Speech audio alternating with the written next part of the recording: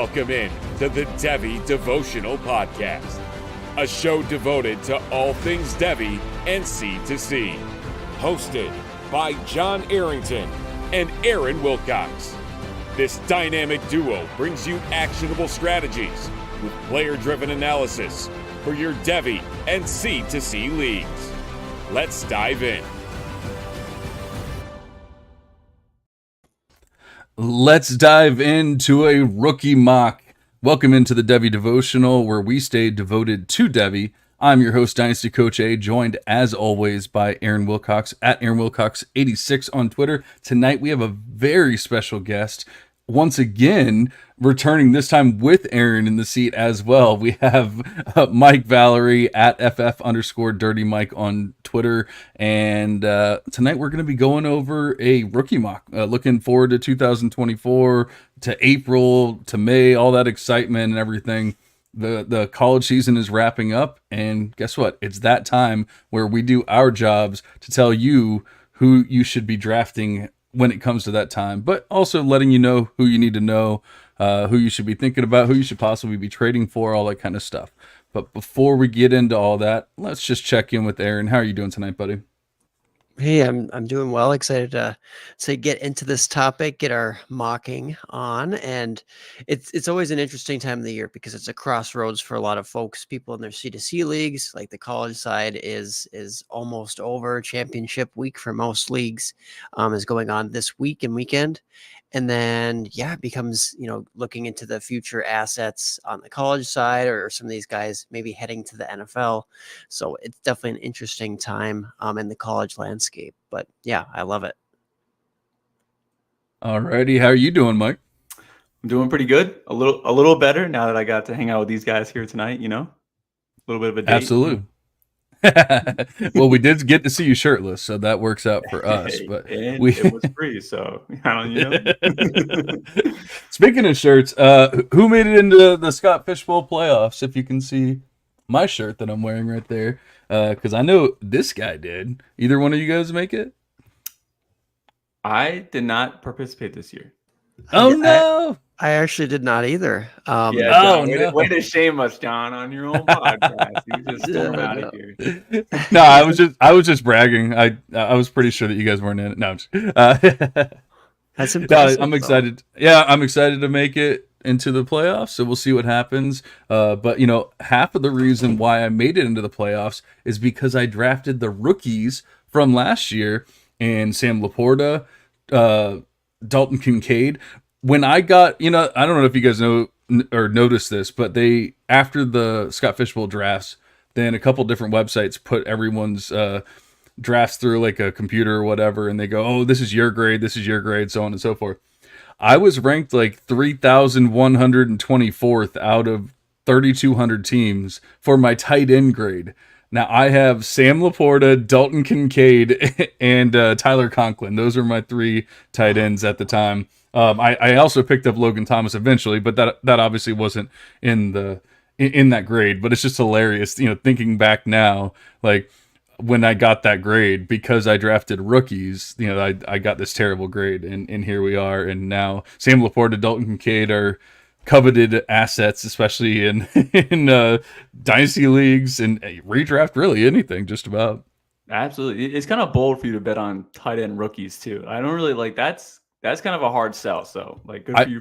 I punted like crazy. I mean, I drafted one, and I think I drafted Kincaid in the 12th and Laporta in the 14th.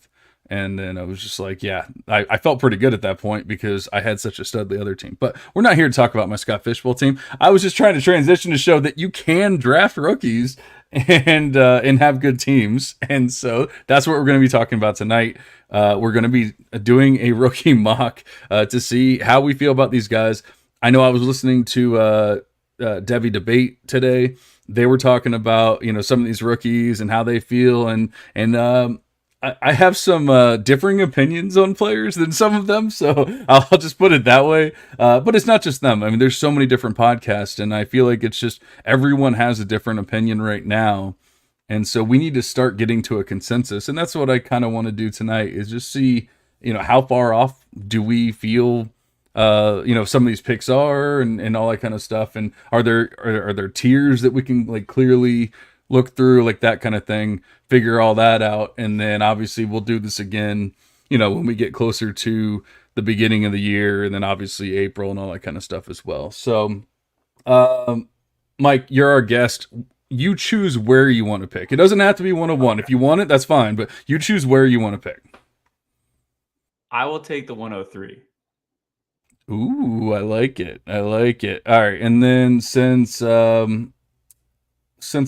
like winning, I will take 102.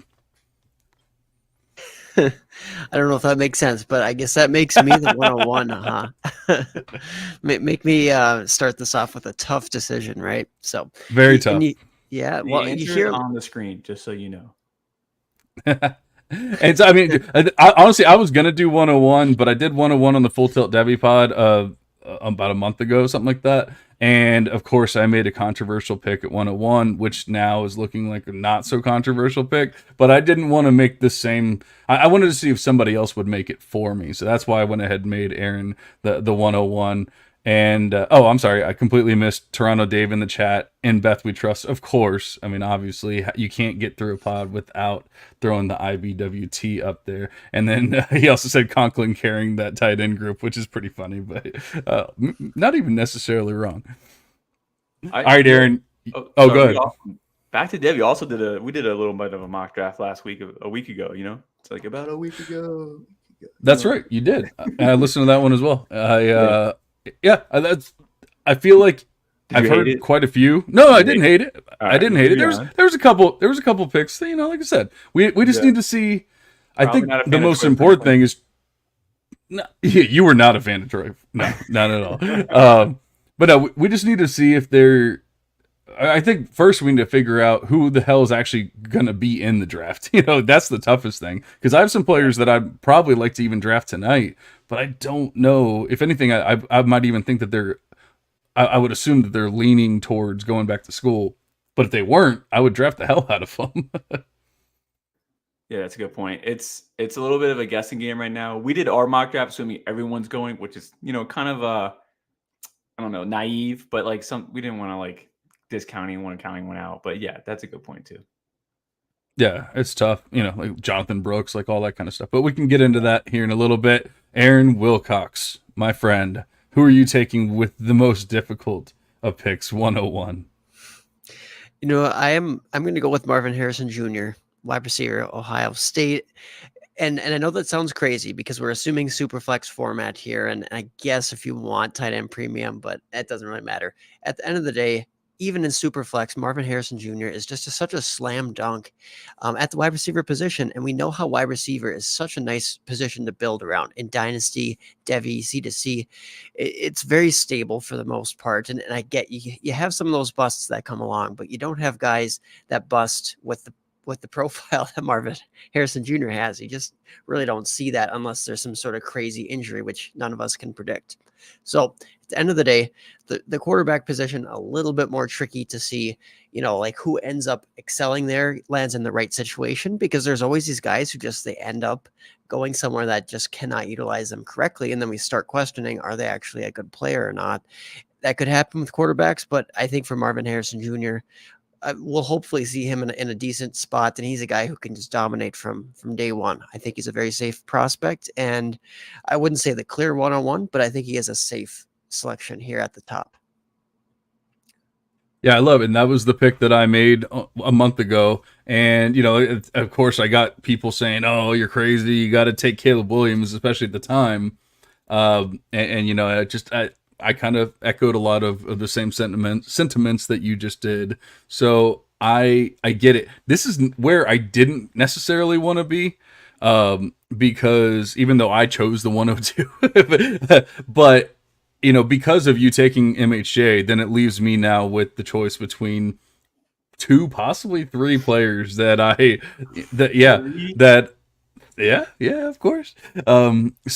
But I have a pretty clear one here, and he's been my guy forever. I know that Mike is going to hate me for this because he thought that by taking the 103 that he was going to get Drake May, but it was never ever going to happen. I really think that, all kidding aside, obviously Mike loves Drake May as well. I love Drake May, but he's just been a consistently great quarterback the entire time that he's been playing football. He had some down weeks where people were like, "Oh my God, he's not scoring touchdowns," and they were freaking out about it. But he also didn't have his best wide receiver when those weeks were happening. But he never played poorly. He wasn't being like prolific at the time, but he wasn't playing bad. He wasn't throwing 4 interceptions and fumbling the ball and whatever else. He just wasn't, like, he was doing fine. Caleb Williams looked amazing playing against, high school juniors. And then when he actually started playing, like, not even amazing defenses, but like decent defenses, he didn't look amazing. And it really made me think that he has a lot of work to do to become an actual NFL quarterback. Does he have the tools? Does he have everything he needs? Probably. Can he be a great NFL quarterback, even an amazing NFL quarterback? Probably. Is he there yet? I don't think so. I think that Drake May is a lot closer to what we want him to be right now than Caleb Williams is, and that's why I'm taking Drake May at 102. Mike, did I destroy your heart here, or were you expecting this from me?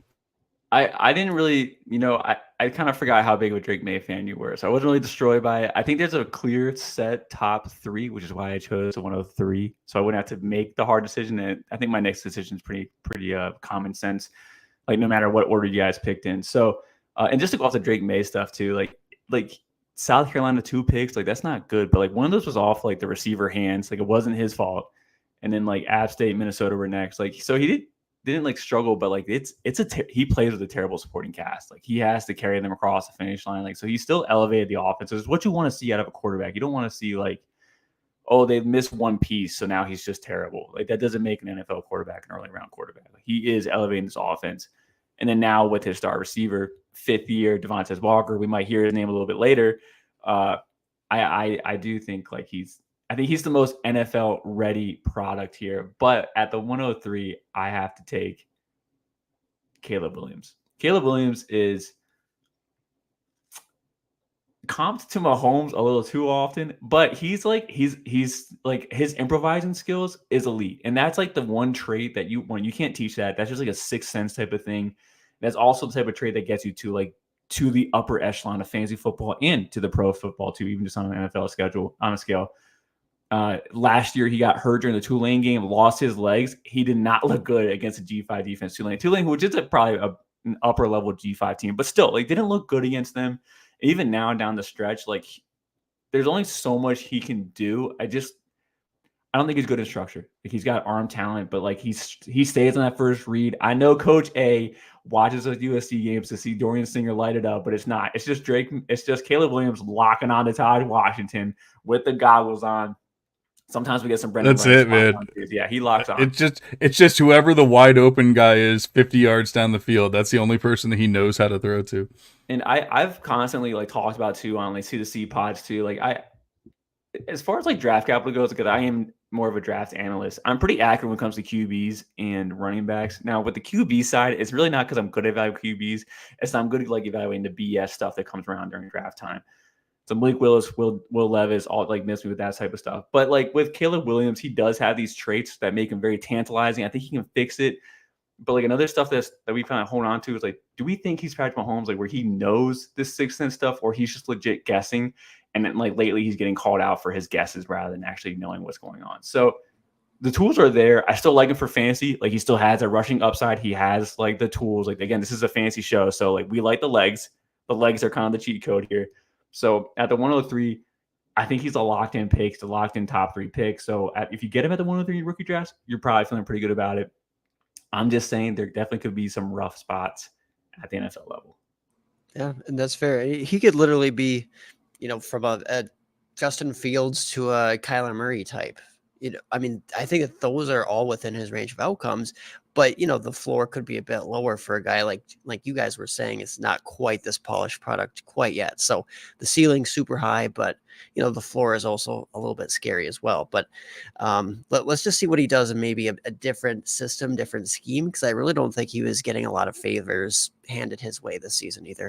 It was a weak wide receiver room too. So yeah, I think that's well, the freshmen. We love the freshmen, but like the polished products, not really there to help them out. Cliff I'm not Kingsbury, I'd say I'll give you the Cliff argument. I'm not giving you the weak supporting cast argument. Like 18 5-star prospects in there, but Aaron, no Jordan Addison or anything, not this year at least. Aaron, I know you weren't like truly comping him to Kyler Murray or Justin Fields, but you know a lot more. You're actually watching the games and everything than I do when it comes to this part. But like, do you think that he's the athlete that those two are? Because I mean, those guys are pretty damn elite when it comes to actually running. And I mean, I'm not saying he doesn't have the ability to run, because he does. But Drake May is actually a better running quarterback when you actually see what they're doing in college, at least, than Caleb Williams is. Now, once again, that's not the end all be all. That doesn't mean that Caleb can't do it, but from what we see in the actual numbers and stuff like that, it doesn't seem like he either has to or maybe even wants to do that kind of rushing style. And we know that Justin Fields didn't do it in college either, but I don't even know, is Caleb Williams actually that kind of athlete though?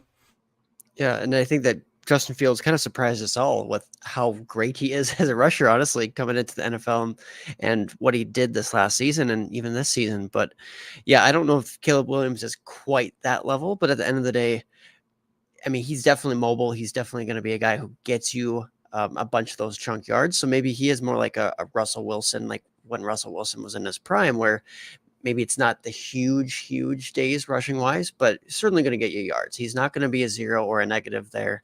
I don't expect him, and I don't think any of us should be hoping that he puts up like 100-yard rushing games every week, because that probably means that he's not doing very well as a passer, you would think. So I'm not really concerned about the mobility at all, I guess, to be honest. Yeah.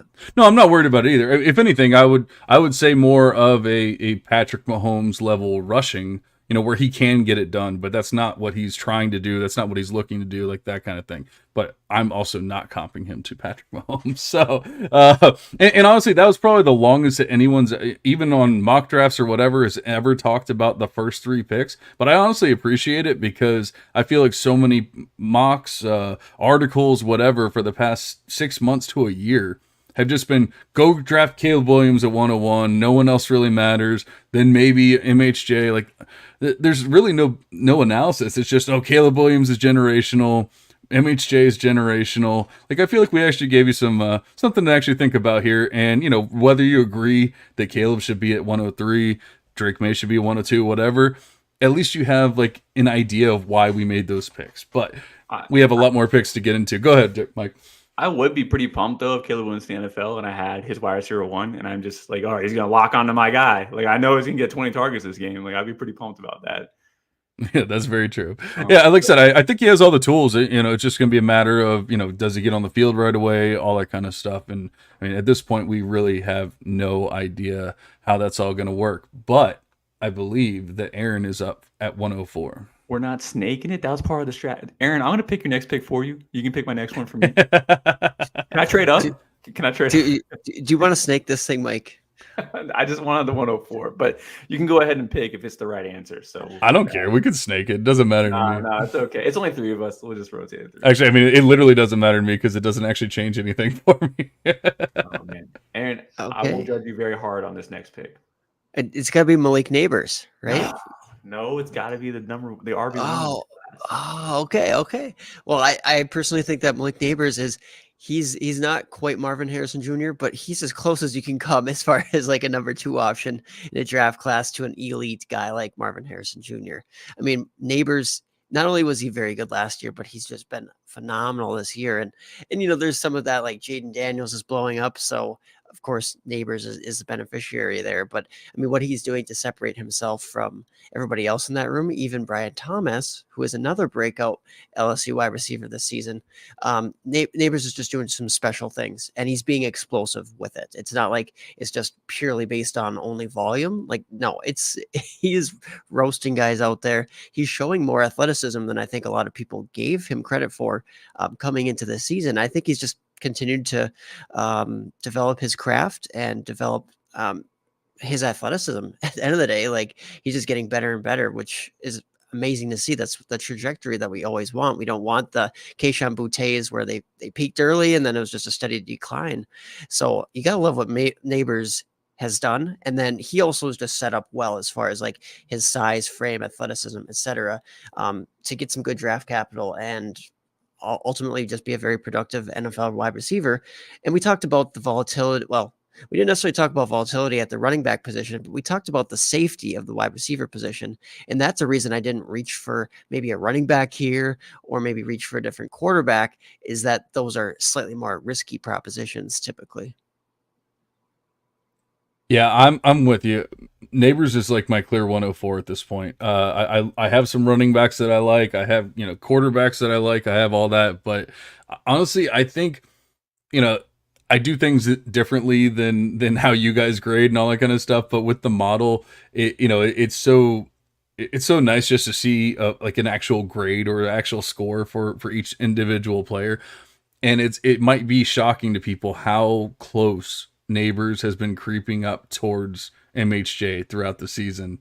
And whereas once again 6 months ago or even 3 months ago, a month ago, people are just like, oh, MHJ is the only one that you might even think about. Honestly, like, and don't get me wrong, I still have MHJ as my 101 as the wide receiver one, especially. But I tell you what, Malik Neighbors is not that far behind for me when it's all said and done. So I think that he's the clear-cut 104 at this point. And honestly, like, I'd be perfectly fine with any of these picks. 101 through 104, I would be extremely happy. And we could probably continue on from there, which I will do because I have 105. And I will take another player that I definitely am 100% happy taking here, and it is Trevion Henderson, the RB1 of the class. Thank you, sir. Thank you. I hardly wavered. I wavered for a little bit, but it was more that Jonathan Brooks really started standing out, and then of course Jonathan Brooks got hurt. But beyond the like a 2-week period of time, Trevion Henderson has been my RB1 for this class since 2 years ago, for at least a solid 24 months now. And so it truly hasn't changed, and I'm so happy that he's back healthy. He's putting up some solid games. He's playing against actual legit defenses and putting up 150 yards and 2 tutties. Like, he's doing everything that we knew and thought that he could do.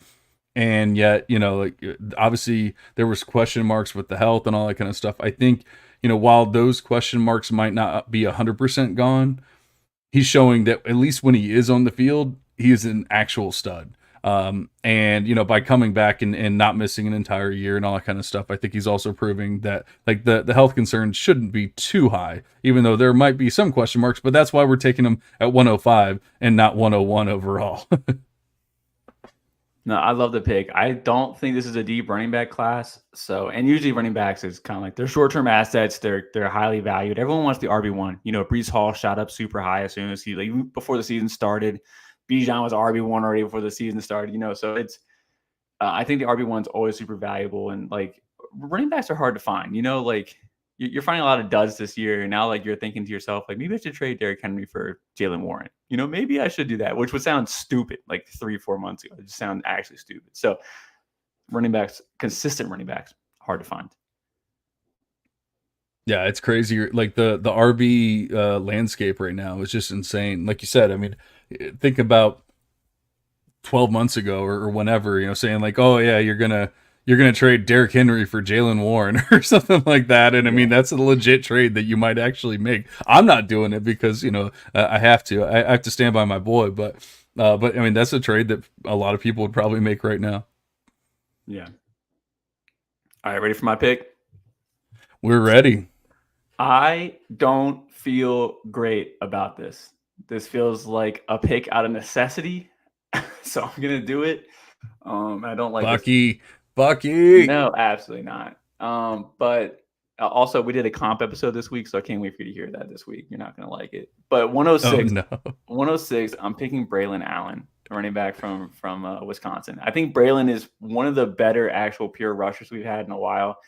Like when you think about running backs that are fantasy relevant in the NFL, like you don't really think like Nick Chubb or Derrick Henry. Like it's kind of hard to pick those guys. They don't offer you those passing, catching upside. Like it's kind of tough. But I think Braylon can catch those dump offs, and as far as like goal line work, like he should get 100% the goal line work at the NFL level. So I like Braylon Allen a lot. I think he's a very good down the middle rusher.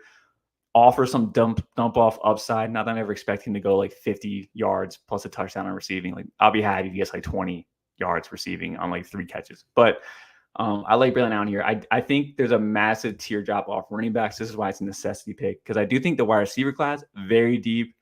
I think the quarterback class, I like the top 2 a lot. Can't argue about any order if you like. So I'm not really into reaching on quarterbacks.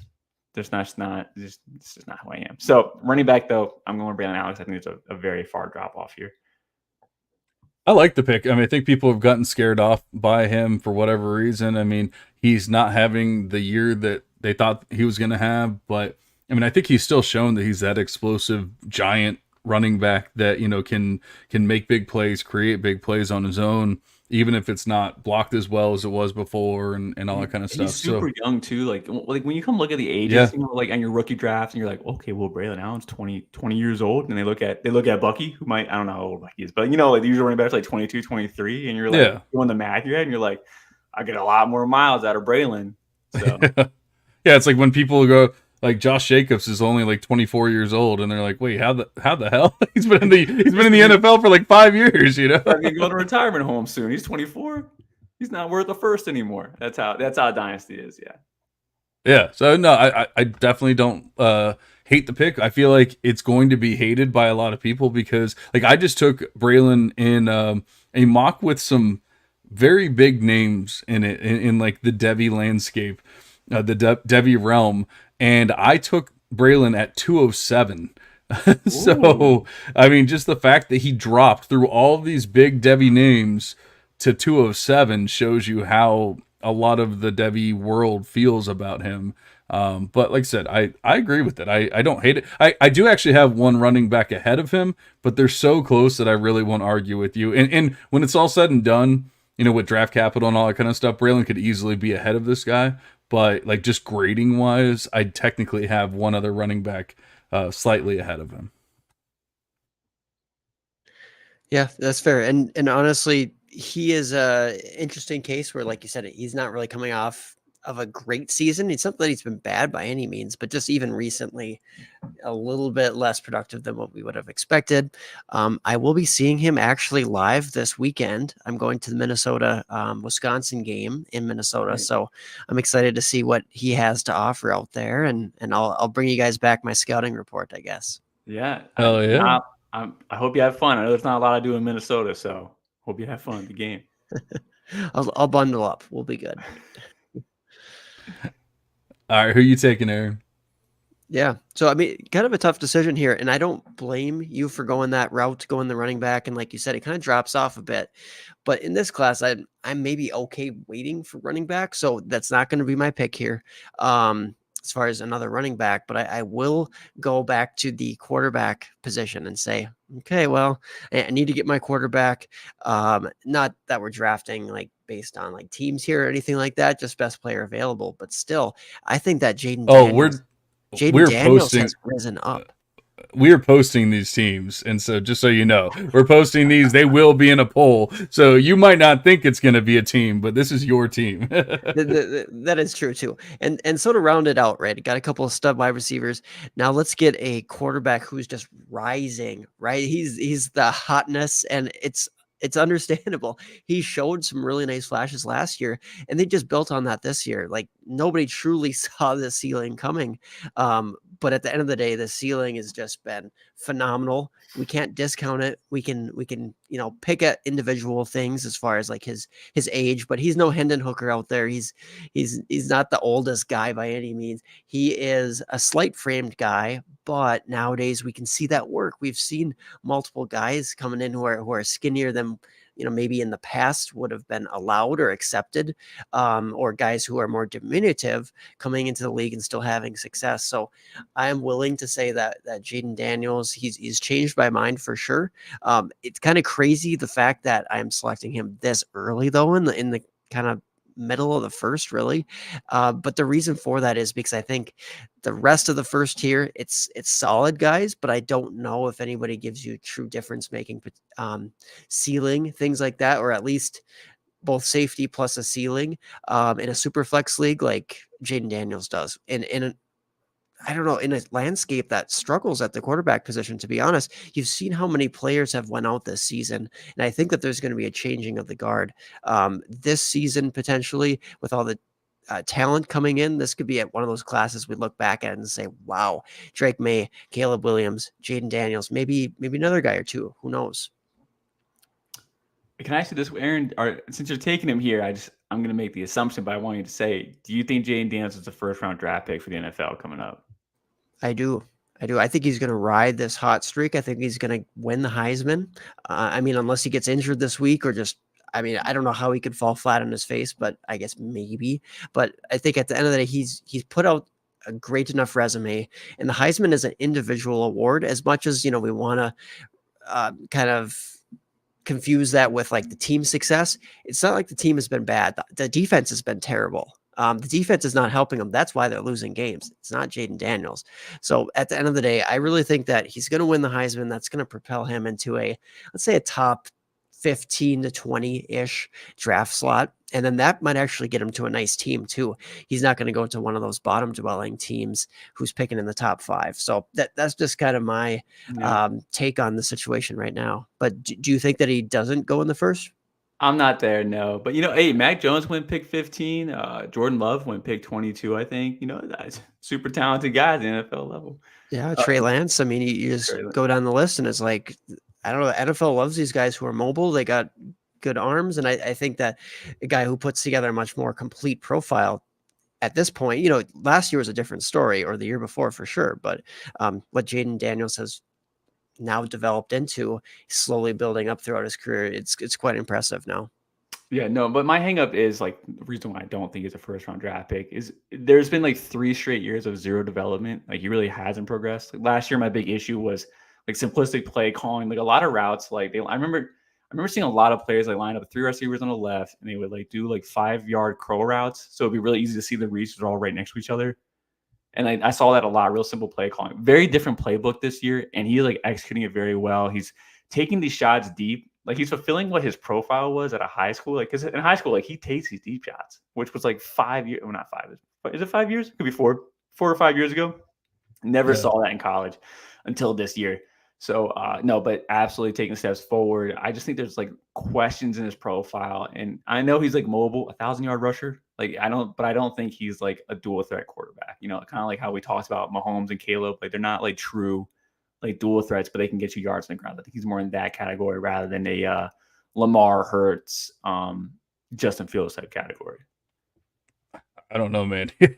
That dude runs and there's no one catching him. It looks like Tyreek on that one play from this past week where there was like 4 defenders around him and he caught the ball and he was just gone. He just disappeared. That's what it looks like when Jaden Daniels runs the ball. So like I get what you're saying, especially size-wise and everything. Like, people are going to always have concerns about can he hold up to the NFL and everything. But I feel like he's going to be closer to the Lamar running style where he just gets out and gets out of bounds. Like Lamar doesn't take that many hits when he's running because he's just fast and he gets out of bounds. He does all that kind of stuff. And I can easily see the same thing here. Lamar's shiftier than you're giving him credit for. Like Lamar makes guys mix. I feel like Jaden Daniels, the way he runs is more of a like how, like you say, a guy's good at angles. Like he understands angles and just kind of like minimizes like threats.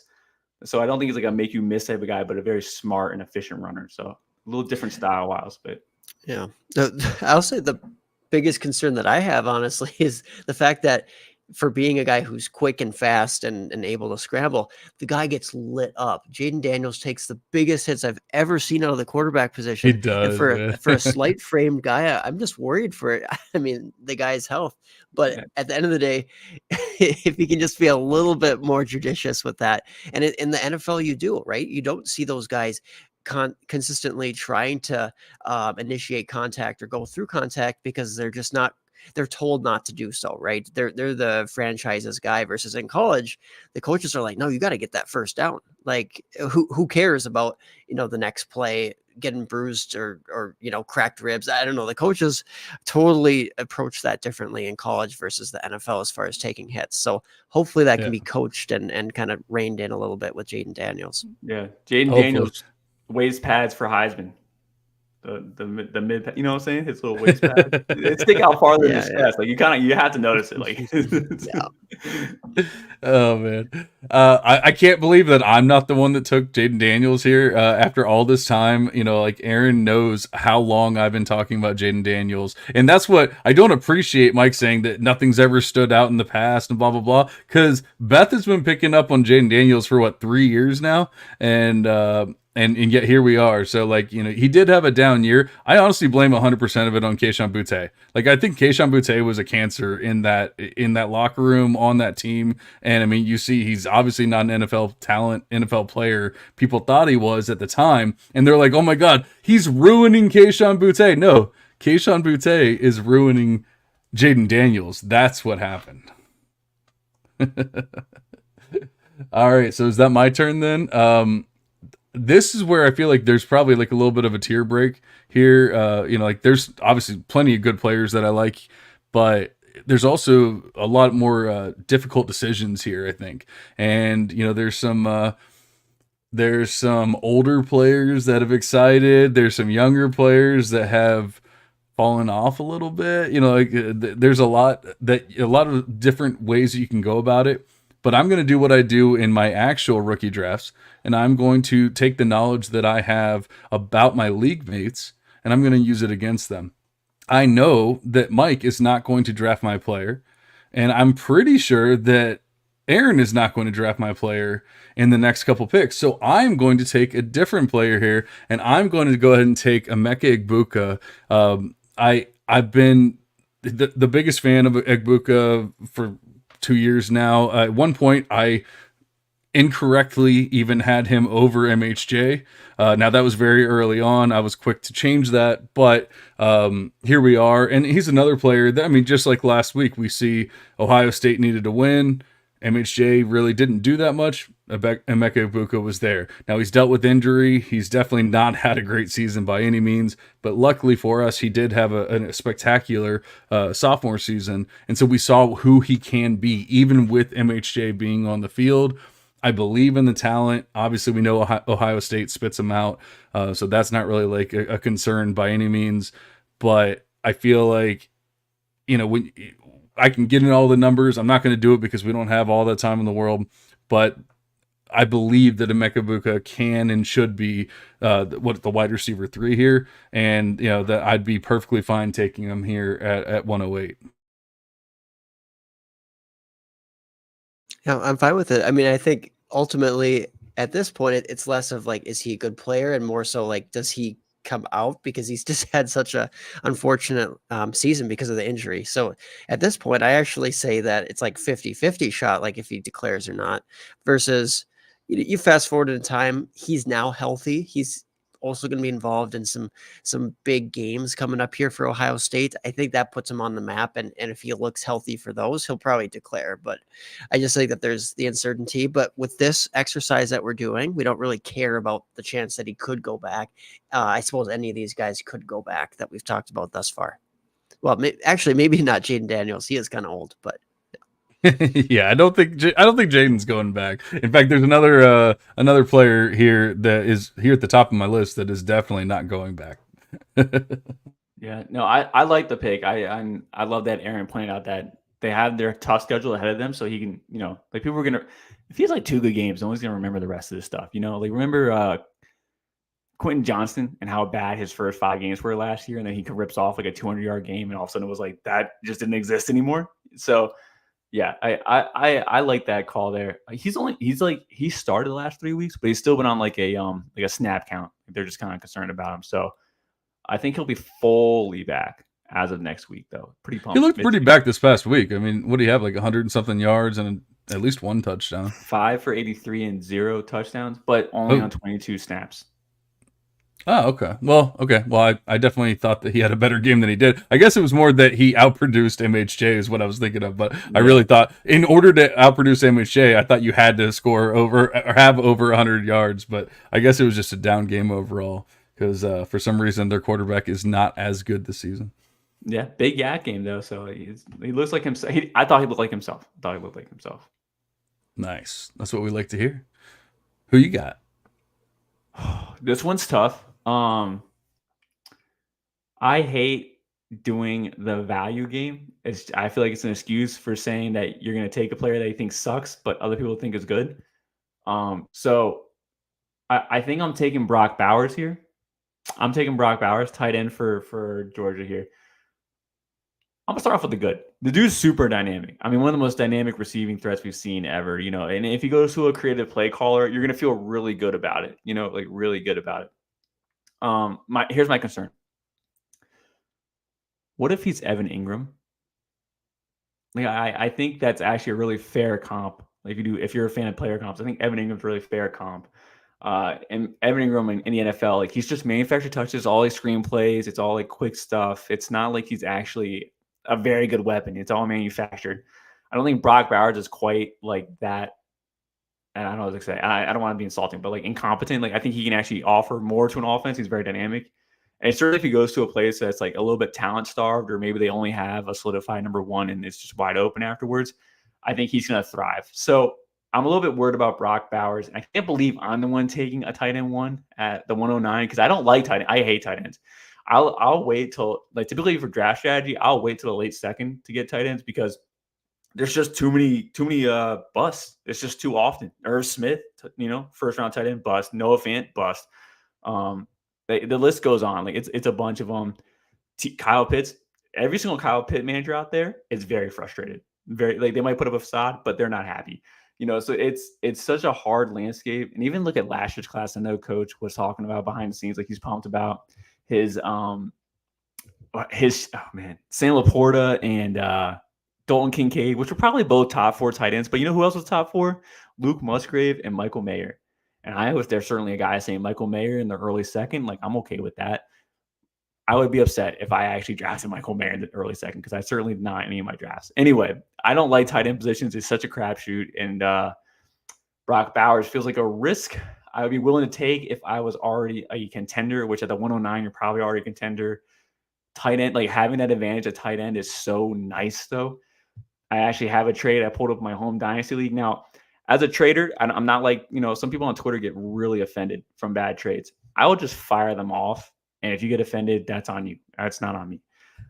But I fired off a trade that I didn't think was going to be accepted, and this guy smashed accept on it right away. No negotiating.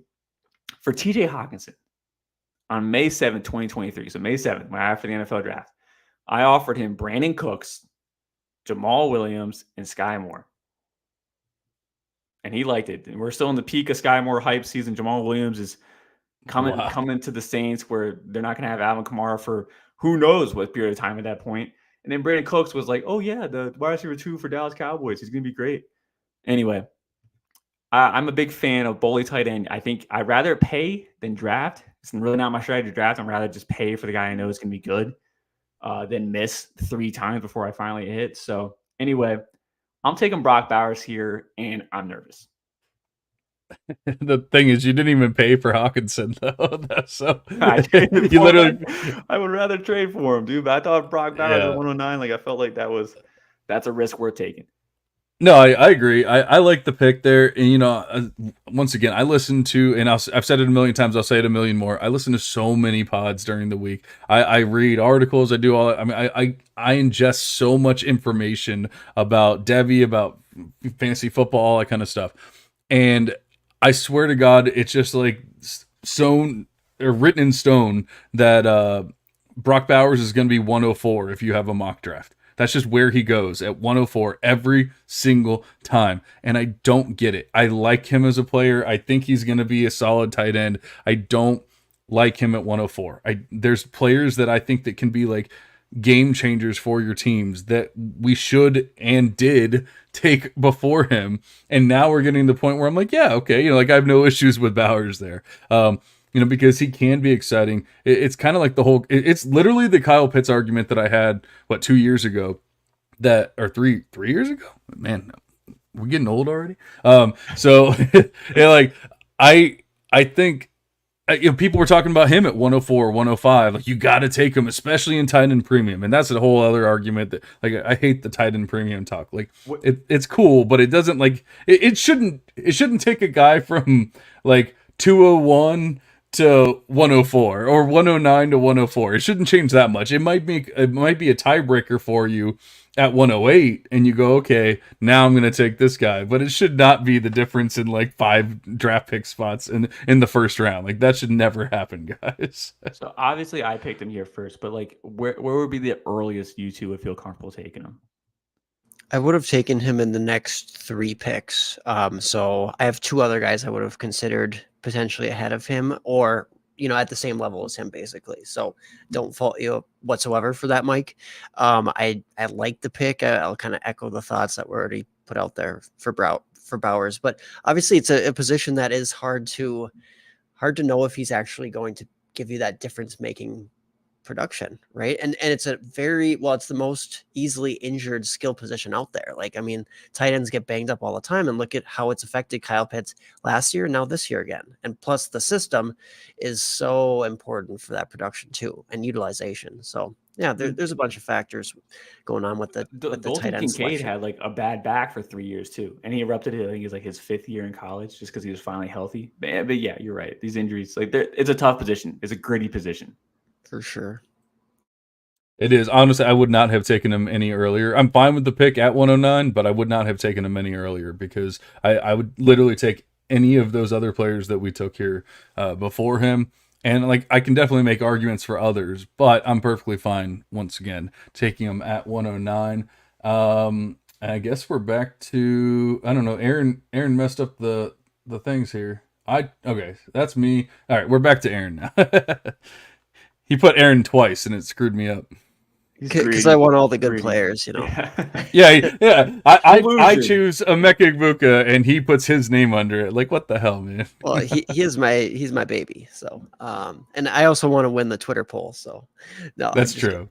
This is a very tough pick for me. Very tough slot. I will say that if you played in a league with me before, you will know that I'm going to be hitting up the person right after me saying, hey, do you want to trade up a slot? A little pick swap, just because I'm that kind of guy. I like to tinker. I send out a lot of trades, sometimes too much, but at the end of the day, tough spot here. I will just go with maybe the more bold selection, I guess you could say, but Troy Franklin is the guy that I'm going with here, wide receiver, Oregon. And I know not everybody is in love with him, but you will become in love with him as the process goes on, as he gets first round draft capital, as you realize, oh, wow, this guy is truly taking his game to the next level. I don't need to go through everything with Troy Franklin's profile right now, but I will direct you over to campus2canton.com. I put out an article a couple weeks ago. Troy Franklin is included in that, including some other Devy breakouts this season. And Franklin's just having a phenomenal year. And he has the athleticism and recruiting background or pedigree. I just think he's going to have it all at the end of the day, and he's going to be a riser. So you might see him in the second round in some mock drafts, or maybe if there's some early rookie drafts happening right after the season's done. But I think you're going to see him ultimately settle in at the end of the first going forward. Yeah, I mean, I know that Mike's not the biggest fan. I thought I was like the big hater, if you will, of Troy Franklin because at the beginning of the season I said that he was overrated, and I truly believe he was. Now, of course, it worked out to where he ended up probably not being overrated. But I think he took a major necessary step to get to not being overrated. If he hadn't taken that step, than he would have been. And I mean, I guess you could probably say that about a million players, but I feel like he did actually become a much better wide receiver this season. Now, there's still arguments to be made of he's in the Pac-12. They don't actually have defenses. I think they take him off the field. I don't watch football, guys. They just take him off the field and they just let the offense do whatever they want, right, guys? Like in the Pac-12. I know Oregon's only played one top 50 defense so far this year. Yeah, it's been so hilariously bad, but I also think that even with bad defenses and all that, we can still pick up on players like a Michael Pittman, like a Drake London. We can see that they're still quality players even though they're not actually playing against anyone. And so I feel like that I'm picking up on Troy Franklin as a quality player.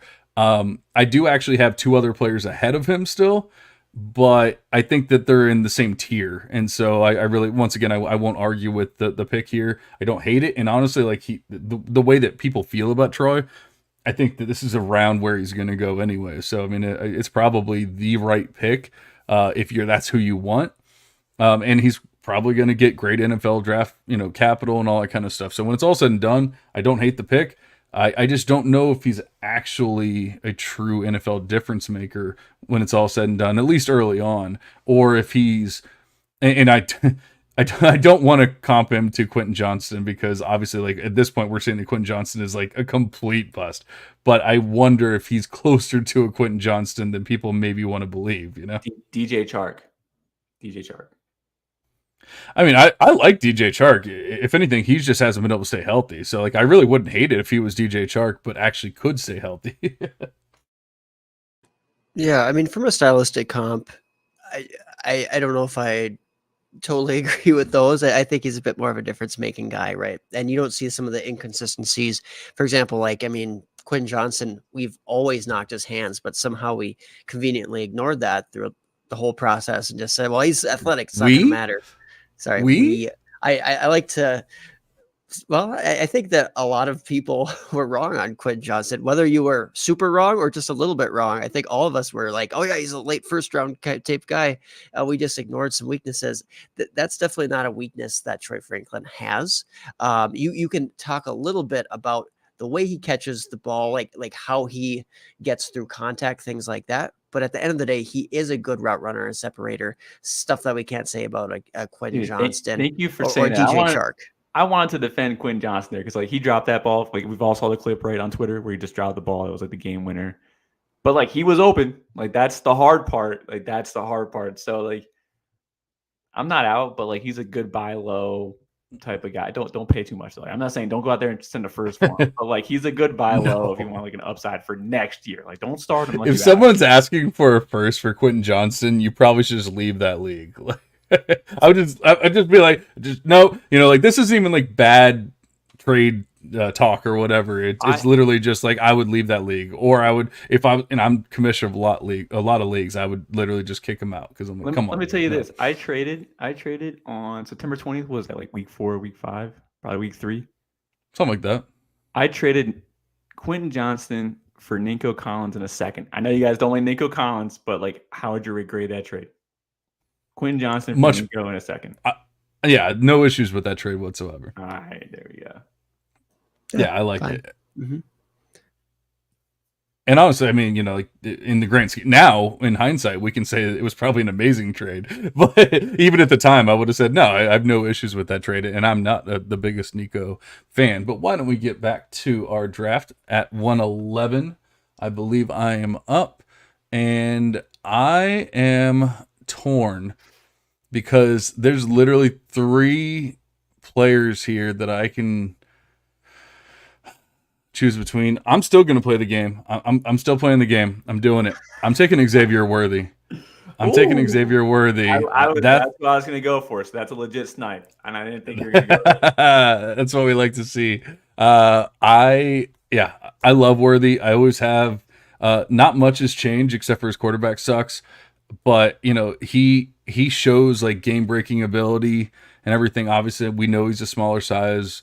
I think we've also figured out over the past couple of years that it really truly doesn't matter. I can't tell you how many arguments I had with people about Josh Downs, and now I heard I heard like some random podcast today talking about how Josh Downs is an elite dynasty asset, and it just was music to my ears because for years all I've heard is he's too small, he's just this, he's just that, and blah blah blah, and now elite dynasty asset. Yep, that's it. Well, I'm not.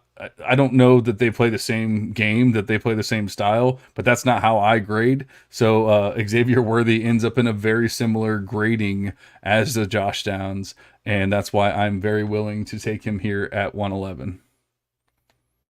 I like it. I will say that, we're just talking about hands. So it would be, I guess, a mistake not to bring up that, Troy Franklin has a lot of the same game or some similarities with this game to Worthy, but he just doesn't necessarily have like the drop concerns.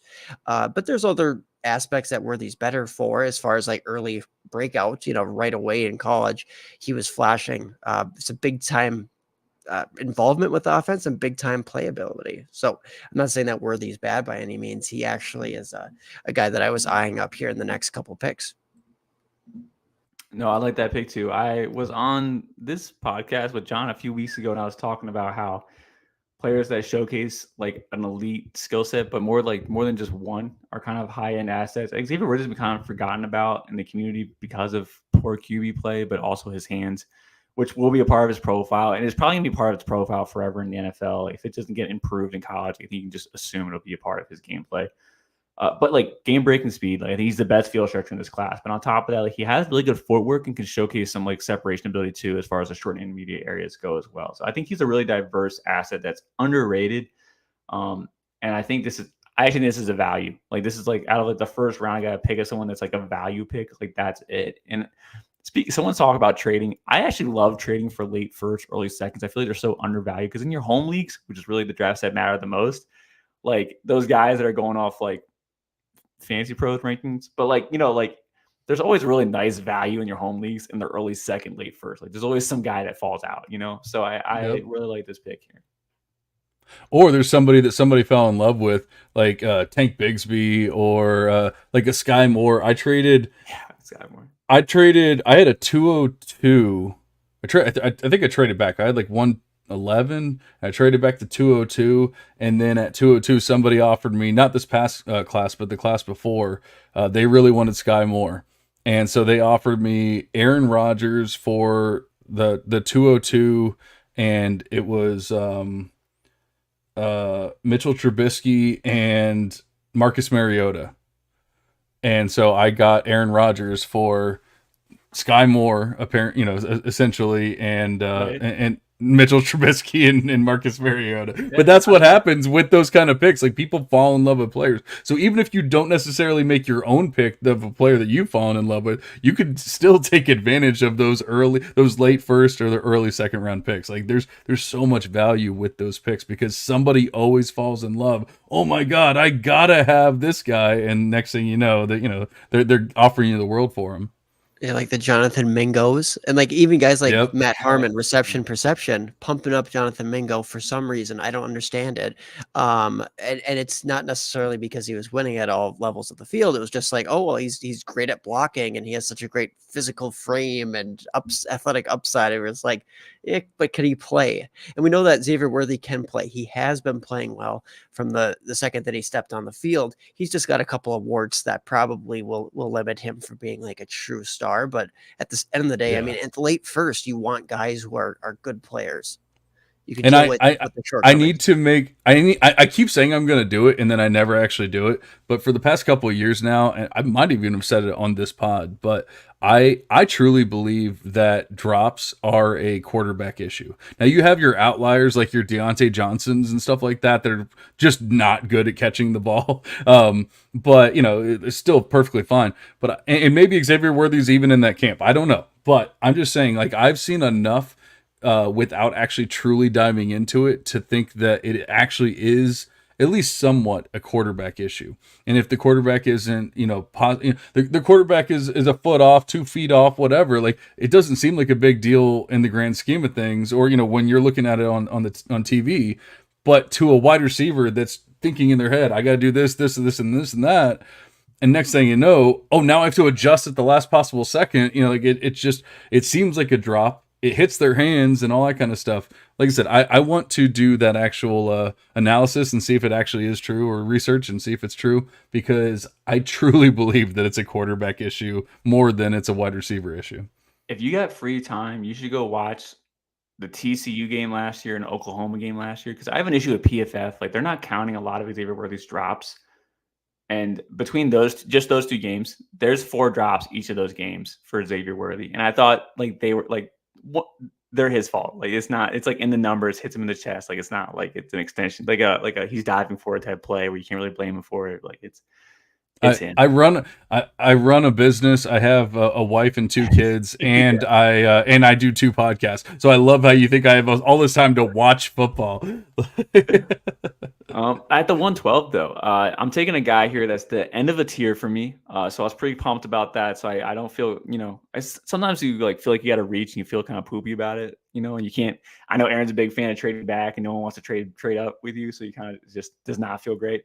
But I'm taking Rome Odunze here, Washington wide receiver, 6'3", listed at 215. I think he's 200. I think you can see that his body is not rocked up at 215 the way it is for like Keon Coleman. But anyway, so Romo Dunze, I think, like, we just finished a comp episode for Back to Devy. It'll air tomorrow. Xavier Worthy, by the way, comping the Will Fuller. But for Romo Dunze, we liked him with Cortland Sutton. I think he's got, like, his hands are pretty automatic. I think he's got good hands. I think he's a okay route runner. I think he's a little bit exaggerated, but he definitely shows off some like double moves as far as guys that are 6'3". Like, you don't see guys that are 6'3" try to do double moves or make guys miss, and he definitely does that. So I really do appreciate that effort, even though it is against Pac-12 defenses, though. But like, seeing him succeed in those situations, I do appreciate that he's 6'3", but he's trying to play like he's 6 foot. So I kind of like that, and I do think as far as jump balls go, like, I think he's got some of the best hands in his class. So I like Romo Dunze. He feels like a really safe prospect to like not bust this year. I'm not really sure if he's going to be like a top end asset, but I feel really good about his future. So I like him at the 112 here, and ultimately I'm hoping for a wide receiver too on a fantasy level, on a yearly fantasy level, which would feel good about it. Yeah, I think it's about right. I once again, not to poo-poo the pick or anything, I have a couple guys ahead of him, but it's in the same tier, so I really don't hate it or anything like that.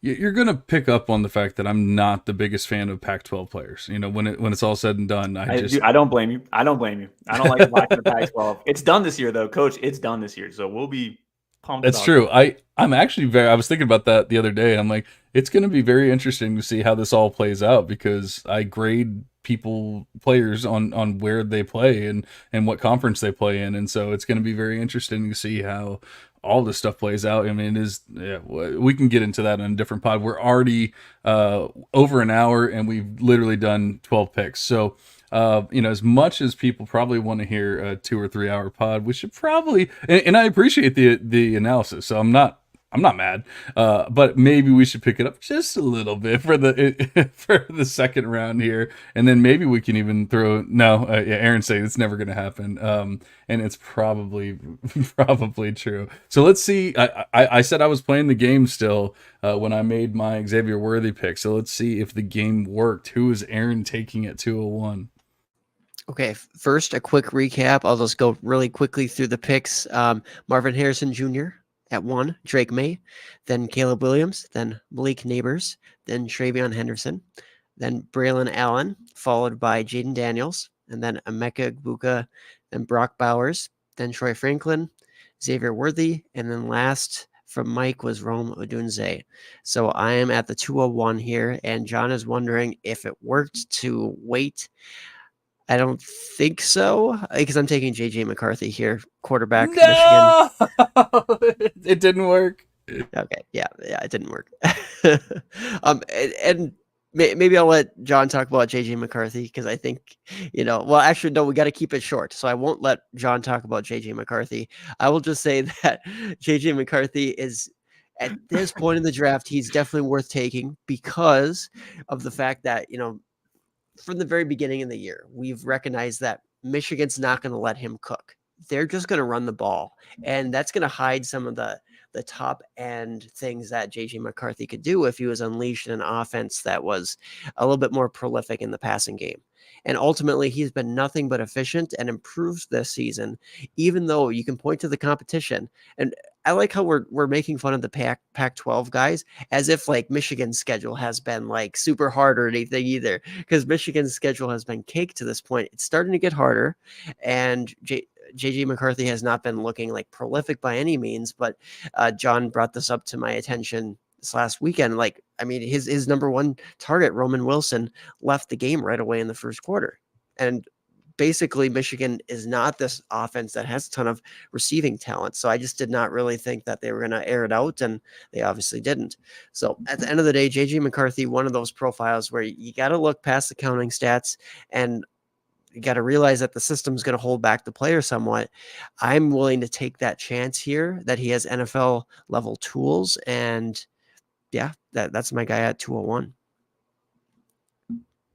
I like you said, if I start talking, then we're going to be here for another hour and a half. So I will say that that Roman Wilson went out with 6 minutes left in the first quarter, and it has scored 10 touchdowns for Michigan this season. The next closest wide receiver has scored 2. So if you think it's a big deal, it's a big deal to lose Roman Wilson. Like, they don't have the best wide receiver core, and they lost their number one guy. So a lot of people have been like, "Oh my God, I can't believe he did that against Maryland."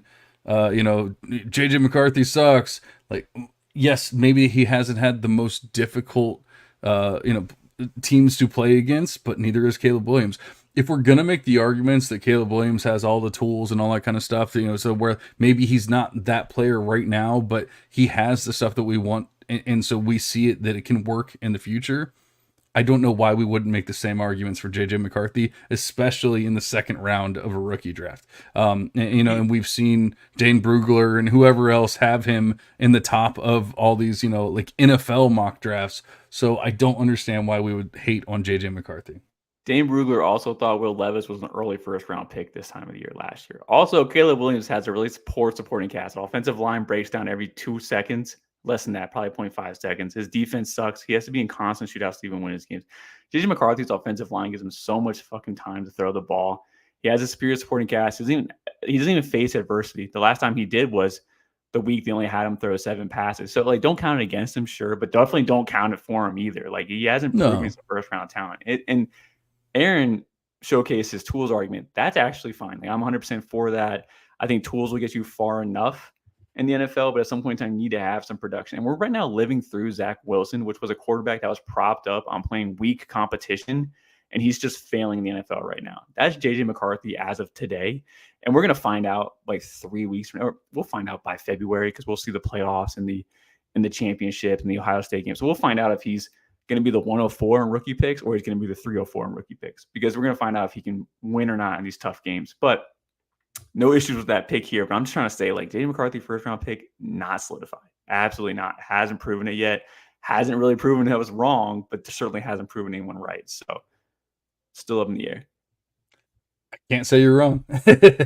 So I will go ahead and make my pick instead. And, that was obviously who I wanted to pick. So I'm going to, oh man, I feel like I got to play the game again, but I don't know. I don't want to get screwed again. I'm going to go ahead. I'm going to take Devontae Walker here. I think that Walker has shown us what we wanted to see. Obviously, it was not a full season because the NCAA is completely screwing him over. But as soon as he stepped on the field, he was the man for UNC. We've already talked about how much I love Drake May. I think we all love Drake May here. So it's not a huge surprise, but he stepped on the field and UNC was a different offense. Drake May was a different quarterback. Like, everything was just that much better. And I truly feel like, even though he's a 5th-year player, it's been a weird 5 years for him. And it's not like it's not the 5th-year player to where, like even earlier, Mike was talking about Jaden Daniels and like he didn't feel like he had progressed and stuff like that. Like, it's not even that, because he didn't really have the opportunity to even play in some of the years and stuff like that. So I feel like Devontae Walker has been through a lot, but he's showing at UNC he is the man. He's athletic, he's exciting, he's a route runner, he's all that kind of shit. I kind of love Devontae Walker. And, you know, I discount players in the model for being a 5th-year player, and didn't matter. He kept creeping up, creeping up, creeping up. And then now here he is. I definitely couldn't take him over an Xavier Worthy or somebody like that. But I feel like after this, it feels like a true tier break for the wide receivers. And so I'd rather take the Devontae Walker right here. Just to explain more on John's background info on Devontae Walker. Devontae Walker was a 2019 high school graduate.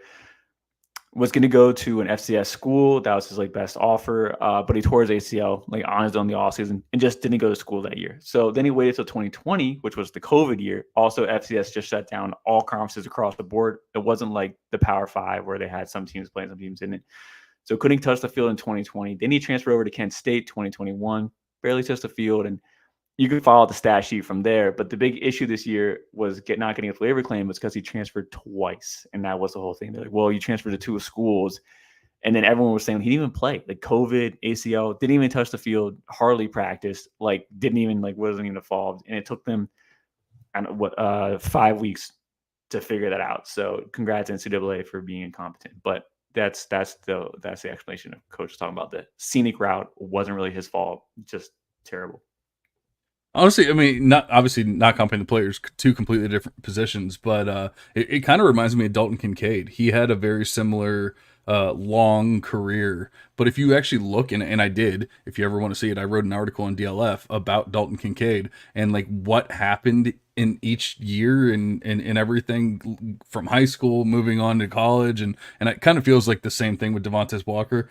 And here we are. Dalton Kincaid's a very well-respected dynasty player, and I feel like we can get the same thing with Devontae Walker, but we're not doing the greatest job of speeding it up, so why don't we get 203 here? I was between 2 guys here. One of them was Devontae Walker, so it makes my decision a little bit simpler.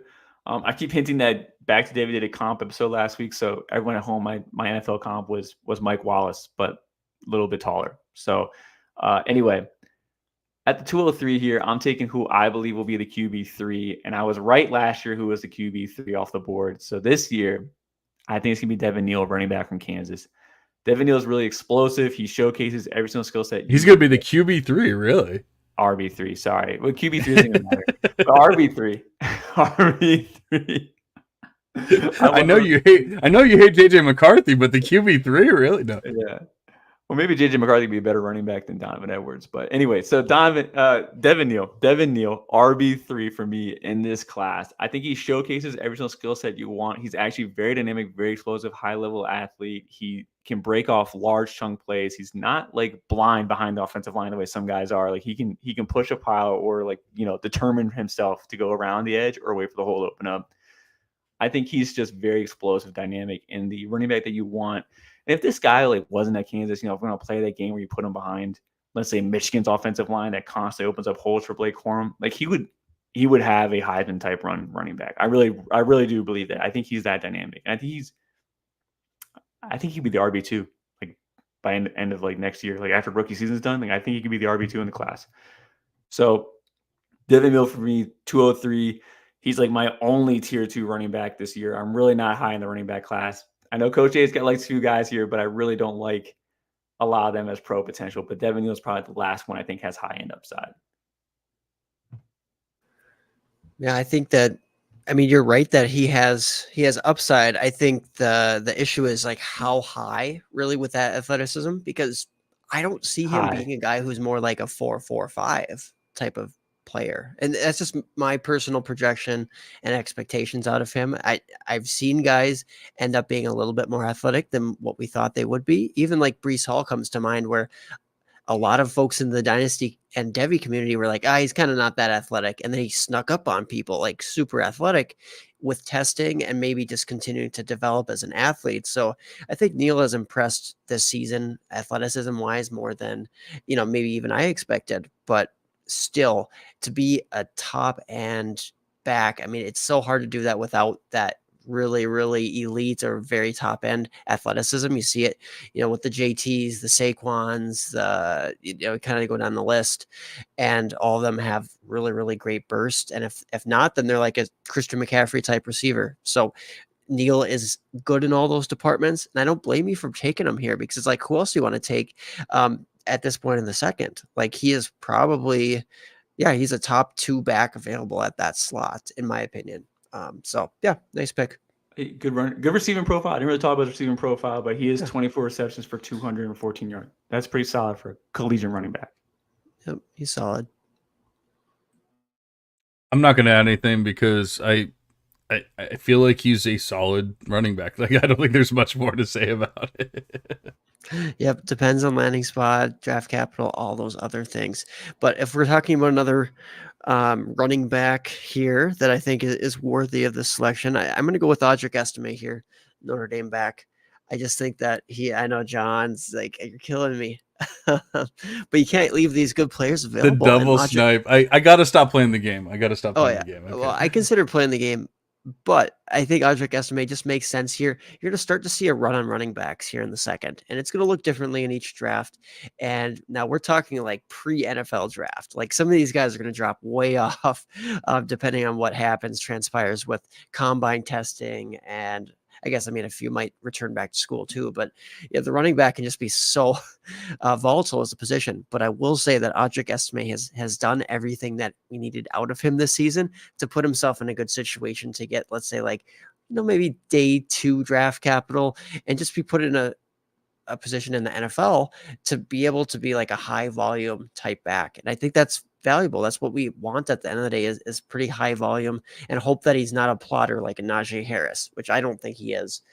But there's always that risk that he's not quite athletic enough to really make a big difference at the NFL level. He's just more volume based. So of course, like any back at this range, there's going to be the potential downside with it, but I think there's plenty of upside still with Estime. He's not an elite receiving back, but at least he's functional enough to get the job done out there. So he's your discount Braylon Allen. Like, if you didn't want to take Braylon Allen in the first, go get yourself some Audric Estime in the mid-second. Yeah, I agree. I think, I know that Mike's about to shit all over Estime because he absolutely hates him, and which is, perfectly fine. But I will say, when we see players go from part-time players to full-time players, generally speaking, we see them fall off efficiency-wise, not necessarily like, numbers-wise or whatever. Like, they might put up better numbers, but it's because they have more touches. We saw Audric Estime go from a part-time player to a full-time player this year and get better. He actually got better efficiency-wise. He went from a 7.05% big-time run rate to a 9.24% big-time run rate this year with double the touches. I think that he's shown that, and I'm sorry, you do not have a 9% big-time run rate and not be athletic. It just doesn't happen. He might not run a 4.3 like Jahmyr Gibbs, but I can promise you he's athletic, and he's athletic enough to do similar things to what a Jonathan Taylor does, or somebody like that. I'm not comping him to Jonathan Taylor. I'm not saying he is Jonathan Taylor. I'm just saying, like, he can do similar things to that. And so I know that I feel like Mike is about to go off. So I know that's about to happen, but I just want it to be known that Audric Estime took a huge step forward this season as a player and became a better actual running back. And that's why I'm perfectly fine. And that's why I got sniped here. Like, I wanted to take him instead of Devontae Walker, but I was like, oh, I can take Devontae Walker here and still get Audric Estime for my next pick. And then it did not work out. Okay, so Audric Estime, right? 5'11", 227. 14. Okay, so he's got a total of 30 runs over 10 yards. 30 runs. 14 of those runs came from non-Power 5 opponents. So that's about half. Also, if you just look at the recent history too of like games over 100 yards against also non-G5 or FCS opponents, he only has 2 of them against Pitt and Wake, right? NC State. Weak defenses. I feel like he needs a hole opened up for him. He's a build-up speed runner, so I don't think like saying he's non-athletic. I just don't think he's bursty or short areas really his thing. as far as like a pass catcher goes, he's just like Braylon Allen. He catches dump offs. He's not special in that category, but checks the box off. Like, it's fine. But if he goes to the NFL, I feel like they're going to want some guy that's more of a specialist in that category. Like, he's going to be the early down back, not like the full workhorse. So I don't really excited about his upside. If you draft him, you're hoping he gets goal line work. Like, that's what you're hoping for. Also, I didn't really say this, but his missed tackles forced, also half of those came against those 3 opponents that I talked about earlier with his long runs. So I don't know. I think he's a fine collegiate level, like early down back. At the NFL level, like, I don't think he's. I'm not gonna draft him thinking that I think he's gonna be an RB2 at any personal season. Like, I'm maybe some flex options. So I don't like him. I mean, if we only went off of like G5 programs that players played against and like if we only took away all of those stats, then Caleb Williams is like the worst quarterback that we've ever seen. Because he literally looked like shit against any like legit defense, but against G5 programs, he looked like the most amazing thing ever. So I feel like yes, there's players that have played worse or weaker strength of schedules and all that kind of stuff. Notre Dame trench against like Navy, who has actually a weight limit for their cadets. Like, it's a Notre Dame trench against G5. Like, they're destroying them. Joe Alt's like a top. Like, Notre Dame's offense has not been all that amazing, and yet like throwing the ball, the line's been fine. The line's been great. Well, I think they're. But I'm just saying in general, like the offense, the passing offense affects the rushing offense and vice versa. So like all we can say is that he's been a quality running back this season, and he is an amazing pick here. And when it's all said and done, you will be eating crow. Okay, that's all we know. All right, that's gonna bring me to my pick. I actually forgot that we were picking here. I'm on a different page. All right, yeah, I got sniped. I'm not happy about it, and I mean honestly, it starts getting pretty ugly pretty quickly because I don't even think that half of these players are even going to the NFL at this point. I'm gonna take Brian Thomas Jr. I think that he is like almost the clear-cut next player, and just from what I'm seeing here, I was not the biggest fan going into the season, but I feel like once again, Kayshon Boutte was a cancer. He ruined everything last year. Next thing you know, Malik Neighbors is the 1, Brian Thomas is the 2.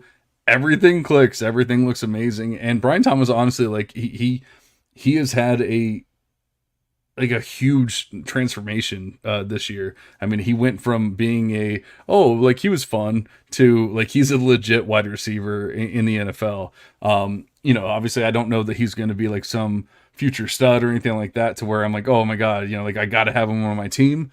But at 206 or 205, I'm sorry, I feel pretty confident that like I like this pick. He can be a guy that's going to get me points, that wide receiver 2, wide receiver 3 kind of type to where I can throw him in the flex and feel confident about it, maybe even more than that. And he's proven to be a great touchdown producer in college, at least. And so hopefully he can transition that to the NFL. And, those are the guys that are like technically wide receiver 3s, but they score a bunch of touchdowns. And so they're actually wide receiver 2s. And then I'd be perfectly fine with that anyway.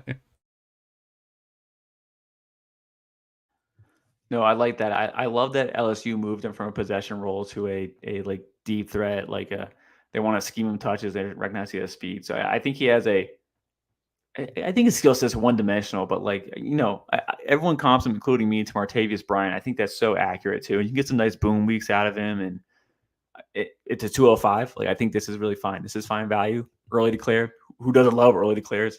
So I like this. Yeah, if he comes out, I think that's a solid place to select him for sure. Okay, I guess that's Mike up, right? Yeah. At the 206, I think this pick might be controversial because I think it's like 50-50 he comes out or not. And similar to JJ McCarthy, I think these next few weeks are very pivotal for that decision.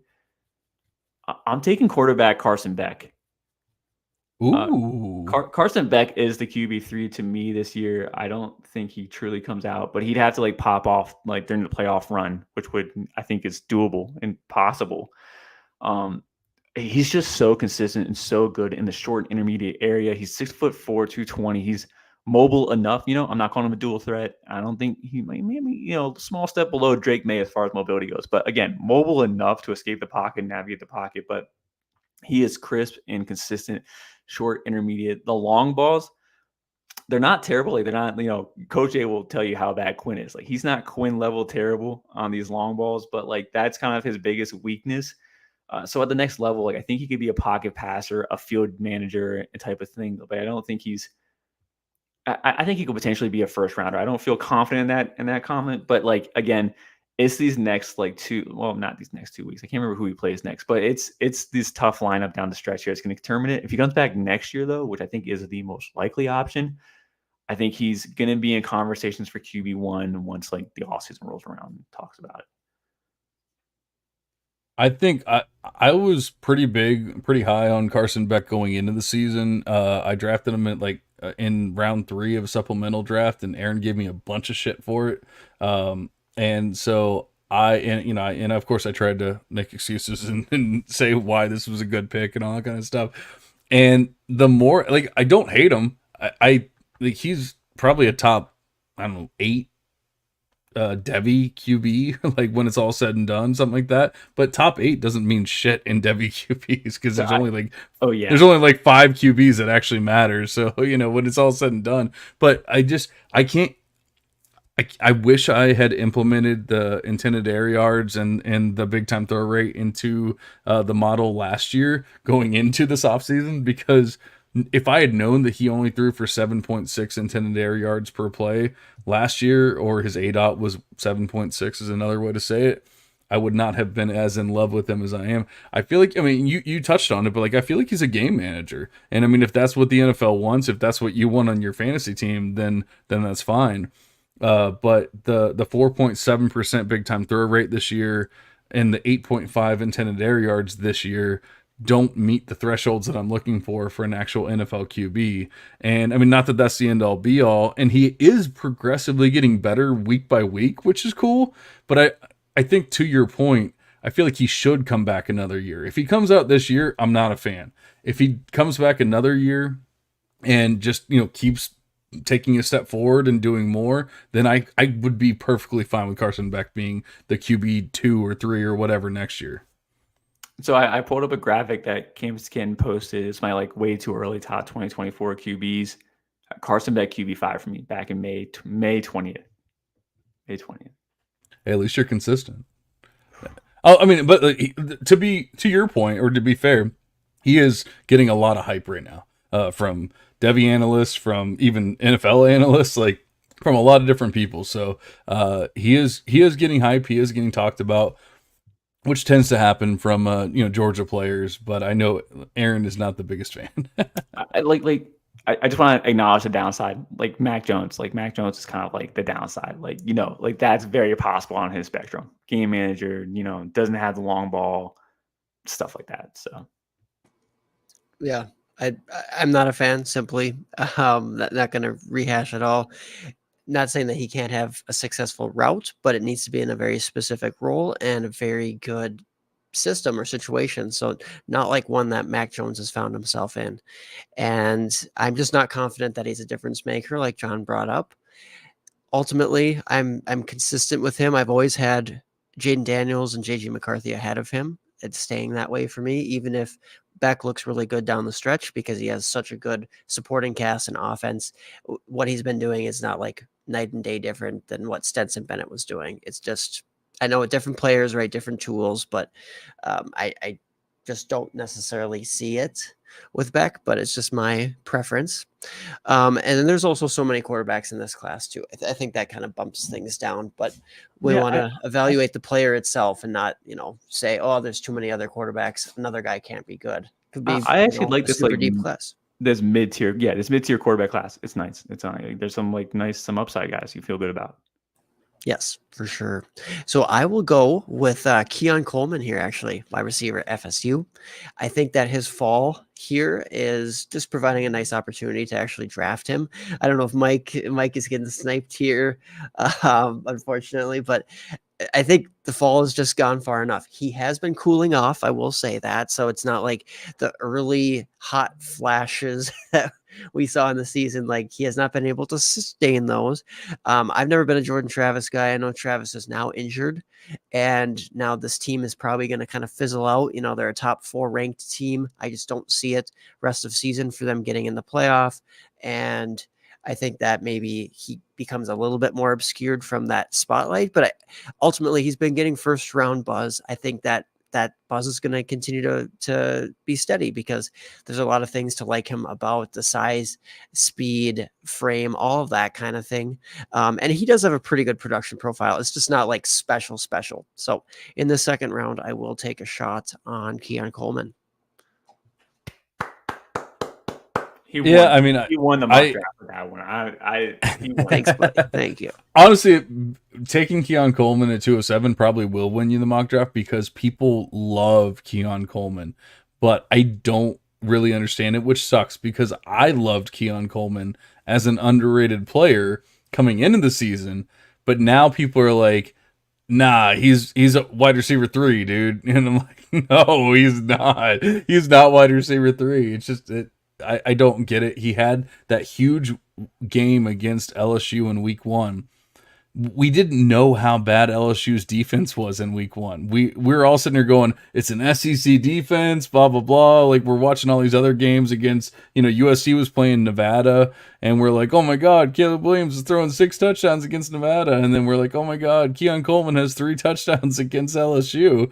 This actually matters. And then we come to find out LSU's defense is absolute garbage, and it shouldn't actually matter. And he really had one other great game beyond that, and then he's been just about nothing beyond that. So it's really tough, man. I like Keon Coleman. I think he can be a fine wide receiver. I'm perfectly fine with him being drafted here, but people are going to absolutely be like, oh my God, he should have been drafted at the end of the first or something like that. And that's just not true at all. I legit forgot about him. I do this every mock draft. There's always one guy I forget about. I have my sheet open.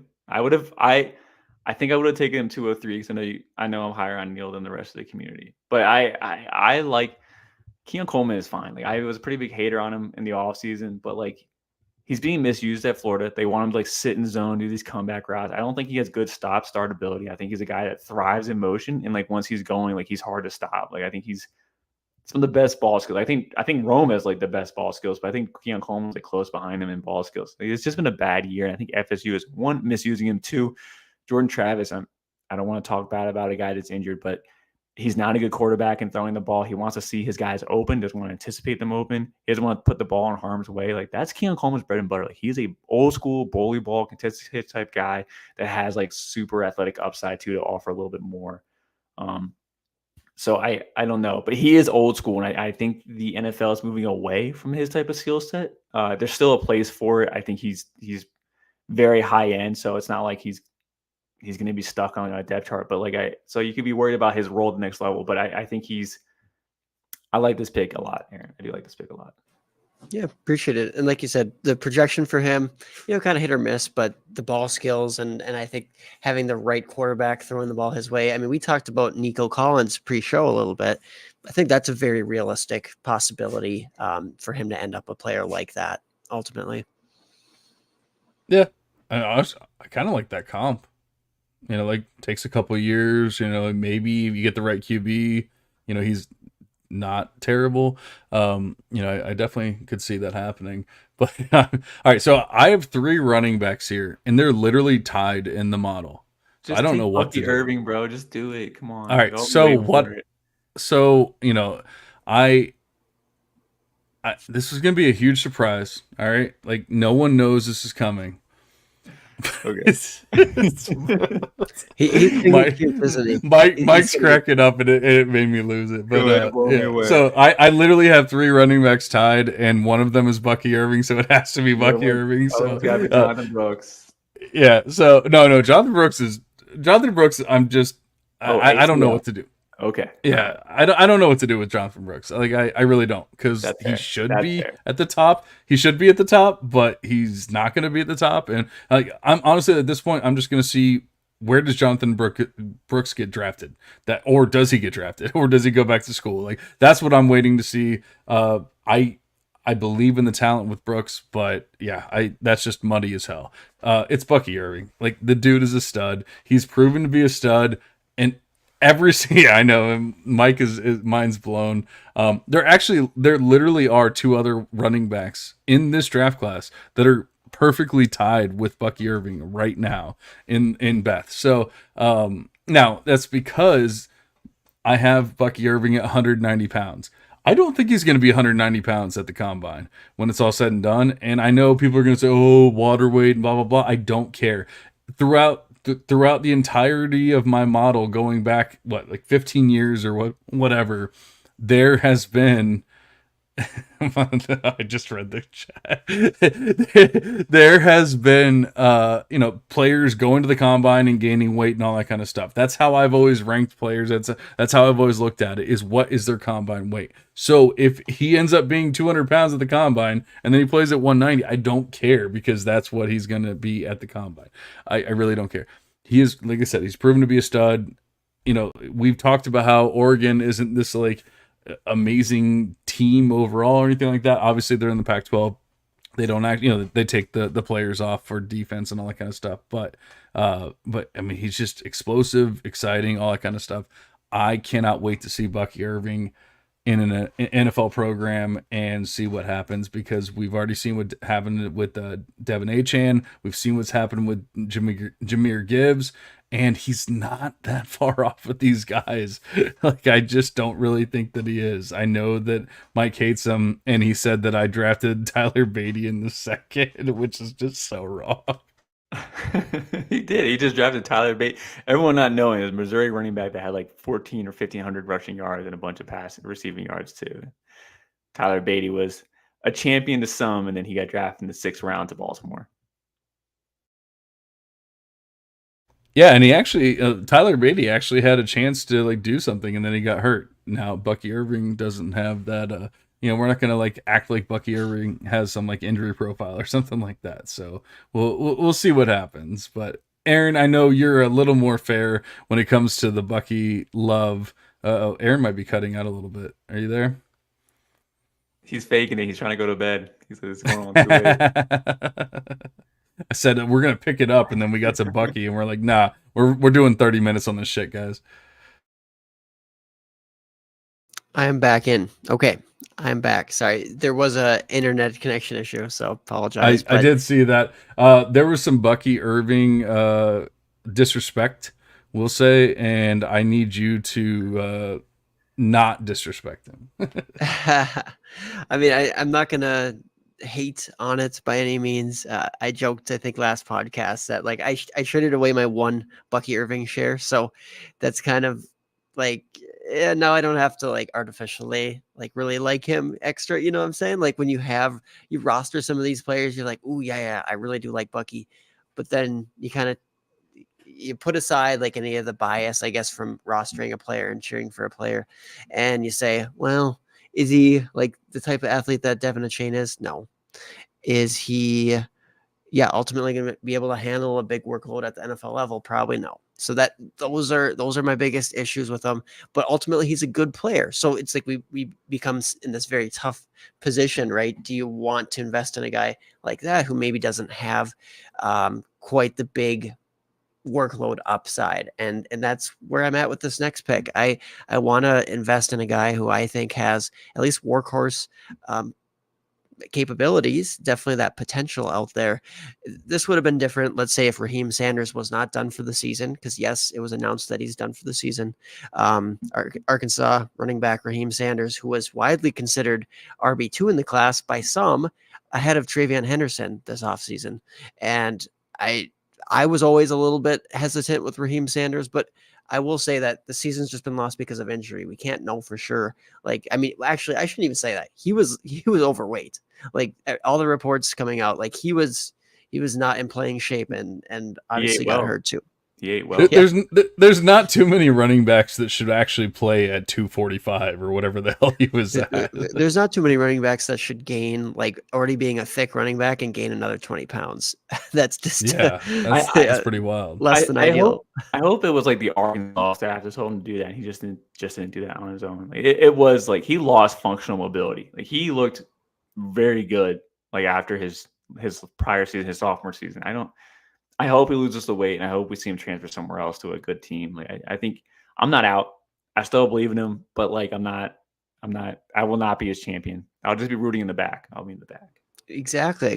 We want to see him succeed, but maybe not drafting him here in the second in this mock. Same thing with Jonathan Brooks. We already touched on that. Just kind of unsure what to do with him. I mean, he's fair game if you guys want him, but it's like at this point, I don't know if he stays, if he goes. Like if he comes out, I think he probably goes day 3 because teams are just like, do we have to draft a running back who we won't get to see all summer long and probably won't get to play until early season?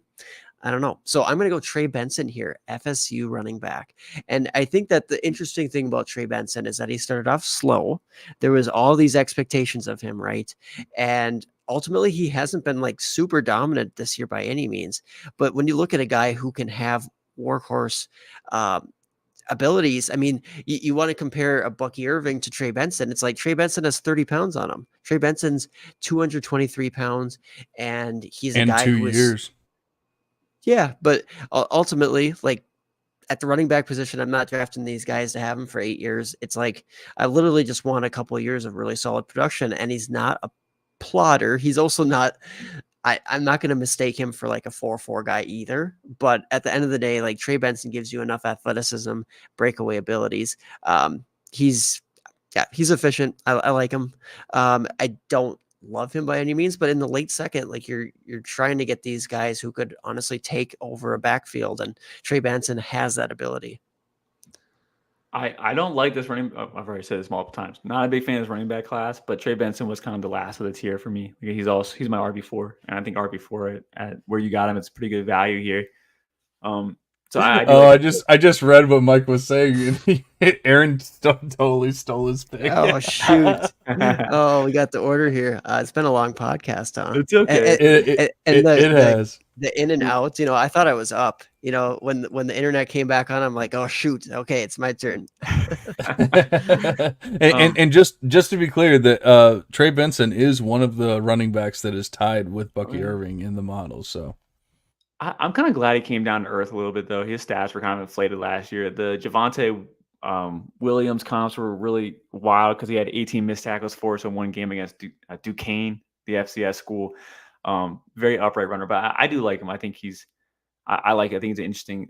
I want to take a wide receiver here. I want to take a guy that has been hurt. We've been kind of like theming a lot of hurt guys that we don't really want to take, but I'm going to take Jalen McMillan here, the Washington wide receiver. He was out producing Rome Odunze down the stretch last year. Had a good 1 week start. I'm going to pull it up for myself here, but he had a fine start, but he's been just injured and he's coming back. I think he started last week, but he's still on a snap count. They didn't really need him to play too much. So I think he's just running routes out there just to get comfortable, but 6'1", 192. I think he's a fairly good athlete, good mover, good route runner.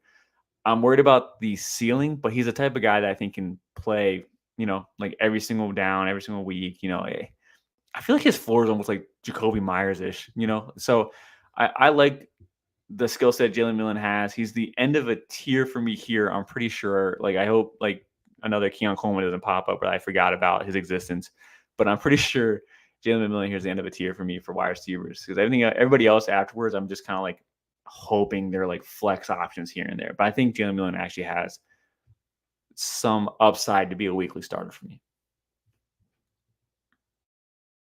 I mean, he plays for the Pac-12, so you already know my answer. But I honestly, I might have considered Jordan Travis here, but obviously he completely destroyed his leg and everything. And I wasn't the biggest fan anyway, but he definitely showed flashes at times, and showed that he could be at least a decent quarterback.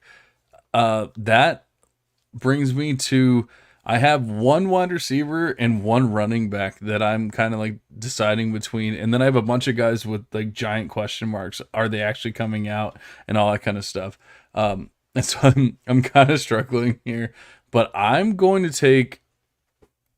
I don't know. Let me look one more time. Get your guy. Yeah, I think I should. No, screw it. I'm taking Marshawn Lloyd out of USC. I think that he's shown enough. He's a senior. Like, I don't think he's coming back. So, I think, because I actually have another player ahead of him, but I don't think he's going to come out. And so I'm going to take Marshawn Lloyd here. 10% big time run rate. Obviously, good size, 5'10", 210. Like, nothing wrong with that. I don't think that even Mike would hate on that size. So obviously he's getting, USC might not be getting the best press right now, but they're getting a lot of press. And so he's going to be on people's boards. He's going to be in the limelight, and people have noticed Marshawn Lloyd and what he's done this season, especially. And honestly, like, he's looked pretty damn good. So I'm taking Lloyd here at 211. I don't think this is crazy. This is kind of lining up with a lot of my running back rankings. Although I will say this, I don't think he's 210. I just don't think that. I think he's like 200, but he's going to work out in the offseason, get a 205, which is what John cares about. So, like, he'll be fine. He's fallen off lately, but yeah, I think lateral agility for a running back is kind of like the elite trait. Like, if you can be big and run fast in a straight line, like, I think that's like a baseline type thing. But I think Lloyd has some wiggle to his game that's underrated. And John, like, what conference does Lloyd play in? Does he play in the? No, Pac-12 wide receivers and quarterbacks. Running backs, okay. I do not discount any running back, because they're just a running back. Like, they just do their thing. And that's actually not even a joke. Like, I literally don't. No, but I got no problems here. I like this pick. This pick's fine. Yeah. Hey, I'm glad I'm, convincing you, John. Not that you were ever out on Lloyd, but I'm glad that, coming around to the idea of him in the second. Yeah. I was out pretty hard, so I've come around. But I was out. He was always there, but like, he needed to have a pretty good season, and I feel like he's had a pretty good season. I mean, he hasn't, like Mike was saying, it hasn't been perfect by any means. USC's offense has not been perfect. USC's season has not been perfect. So I think that he's done well. He's done what I want to see.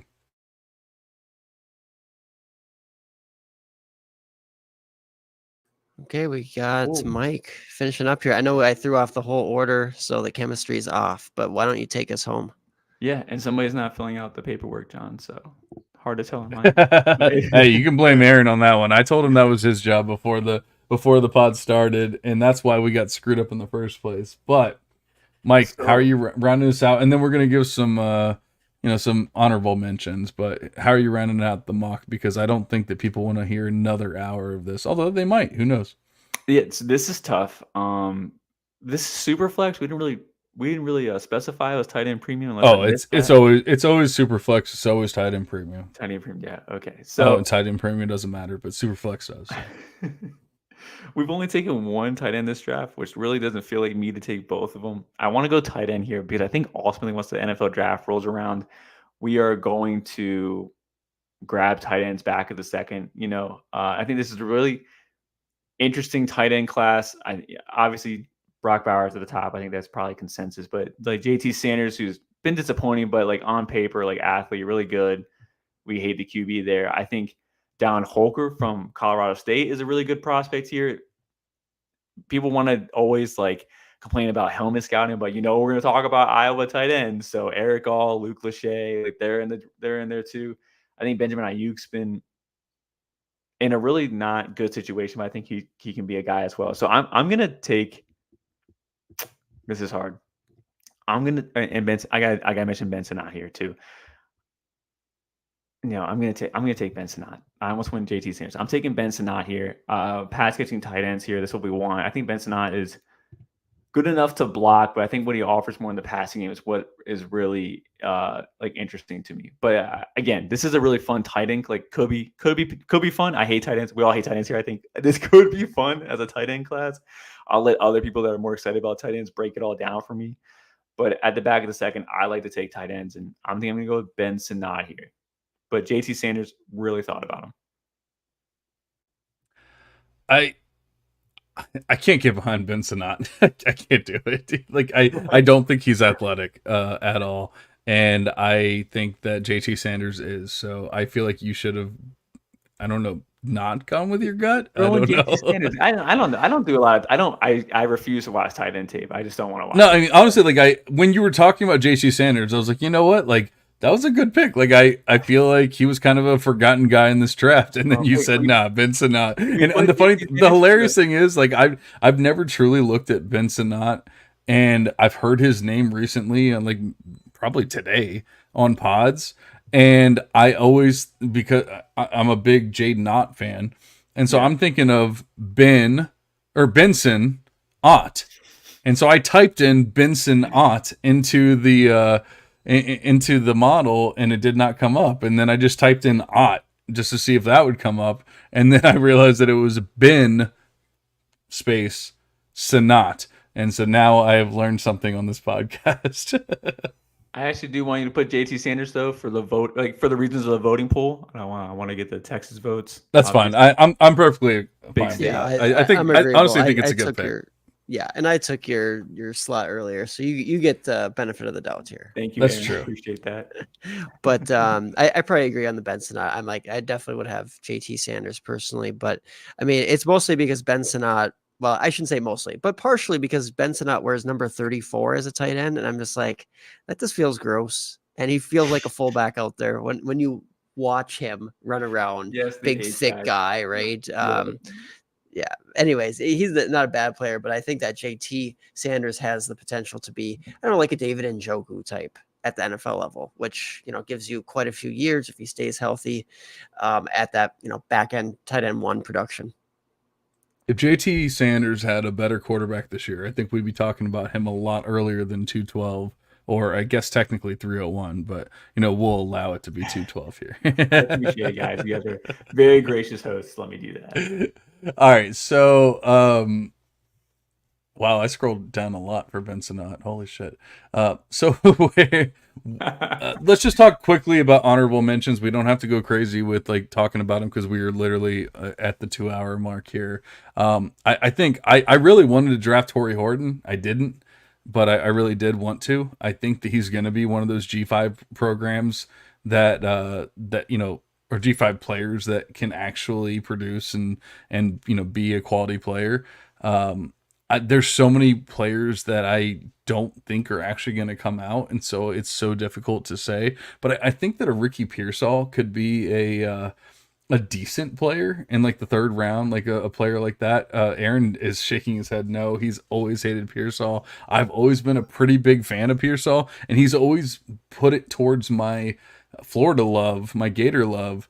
But I really think that Pearsall is actually like a decent wide receiver. He's never had a good quarterback throwing it to him, and yet he's always been a pretty solid player here. Obviously Antoine Wells Jr., but he's just been hurt the entire year. I don't think he's coming out. He announced he's going back today. Yeah, he announced. Oh, okay. I did not see that, so thank you for letting me know. Jarquez Hunter, I have no idea once again, but I think that he's kind of shown like he's always been good when he actually plays. He just hasn't always played for whatever reason, and I don't necessarily think that he's coming back. And then obviously Blake Corum. We can't get out of a pod without talking about Blake Corum. Like he feels like the epitome of a third round pick at this point for our rookie drafts. Like he's going to be a third round pick or late second, possibly even, if he gets better draft capital than we're thinking. And then I think that's it. I mean, there's not that many other players that I feel like overly confident about. Will Shipley, maybe? No, I do like this wide receiver class. I think is deep. The one player I didn't take because I don't ultimately think he comes out, but he's the tools argument for the wide receiver class, and it's Adonai Mitchell, AD Mitchell, AD Mitchell, however you guys want to, whatever he goes by. Oh, thank you for bringing him up because we're not fans, clearly, Aaron and I. And yet everyone seems to fucking love this guy, and I don't understand it. Like he's not good. Why is he considered like a first round pick by people? I don't understand it. He's literally terrible. He's Terrace Marshall, but without actually looking good in college. Like I don't get it. Terrace Marshall's like so Adon Mitchell's like specialty is his movement ability at being 6'4", and that's the whole thing is his actual ability to move. But no, he hasn't put it together. Production profile's not there. He's very inconsistent along like in anything in the refinement category. He's very inconsistent. So like I don't like, some people are calling him a first rounder. I think I've seen PFF put him as a first rounder. But I think he's more of a So third many people. rounder. I've seen NFL draft mocks and stuff, like not fantasy or anything like Yeah. that. Like, you know, talking about him being a first rounder, early second rounder, and I don't understand it. I get it happens all the time, but I don't understand it. But he's the tools argument, but for the wide receiver class. So like late second, early third. If it's early third, I feel really good about it. Late second, I'd be like, okay, maybe if you're wide receiver needy, I can get it. But yeah, I thought I considered him. I think I do like this wide receiver class. I think Elijah Badger's a great yak concept guy. Ladd McConkey could be a really good. There's a lot of good slots. You mentioned Ricky Pearsall, but Ladd McConkey's also a really good slot receiver. Um, I'm not into the G5 guys. You mentioned Torrey Horton. I don't think any of the G5 guys this year are good. Was McConkey hurt this past week? Because I He- looked to see what, like, because Georgia had a pretty good game, and I looked to see what McConkey had, because obviously he's been getting a lot of hype the past couple weeks and everything, and I don't think he had a stat. I think he And has so- been banged up. Yeah. He got hurt. Yeah, 3 snaps. He got hurt. Yeah. Oh, Yep. 3 snaps. Right Okay, away. so Yeah. Aaron, Yeah. who are your honorable mentions here? Yeah, I'm with you. I like Torrey Horton, at least from the G5 guys. Probably more than Malachi Corley, but we'll throw Corley in there because people talk about him and whatnot. I won't really go into depth with the quarterbacks, but there's a chance that Quinn Ewers, Michael Penix, Bo Nix can sneak up into that range. Not saying that I would advocate for drafting them highly, but those are quarterbacks with some first round buzz. And I will say that Blake Corum, I don't know if you if we didn't really talk about Blake Corum at all, but Michigan running back deserves to be on there. I think same with maybe some consideration for Will Shipley. I think the ship has probably sailed with Jason McClellan, but you just never know with athletic testing if he could really pop out. So those are just some names to file away See, as far as sleepers, third round guys. You're already doing what I did, what I talked about last time with Shipley being the overrated player, or not Shipley, McClellan being the overrated player.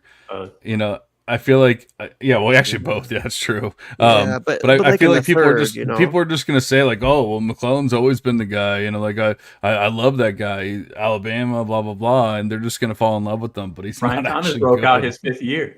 Why can't McClellan? Like it'll be like that. Yeah, I do want to say this though. If you guys brought up Bo Nix, I came ready with the stats to just drop the hammer on why Bo Nix is terrible. I'm just gonna take this time now to say he's that terrible. Bo Nix, 65% of his passing yards have come off yak ability from his wide receivers. Also, he's only played one top 50 opponent as of today. And in that game, he threw for 248 yards, 2 touchdowns, and 8 yards rushing and 1 touchdown. It's not like phenomenal. And bottom 5 in ADOT in the Power 5. Bottom 5. Which I know Coach A does. He's all about the stats. Yeah, I was gonna say Mike is becoming the biggest Beth fan right now because Bo Nix has a 3.9% big time throw rate and a 7.25 intended air yards. Like in the Pac-12, like he's not even a quality Pac-12 quarterback. And yet people are talking about him being a quality NFL quarterback. Like, what are we doing, people? And then we have Michael Penix Jr. that's like literally 32 years old and has the knees of Todd Gurley. And yet we're going to sit here and talk about him as a QB too. Like, get the hell out of here. Like, honestly, there's Jackson Dart that I actually would think that could come out. He's not going to come out. But like, if he did come out, I'd actually be like, all right, maybe I'll draft Jackson Dart.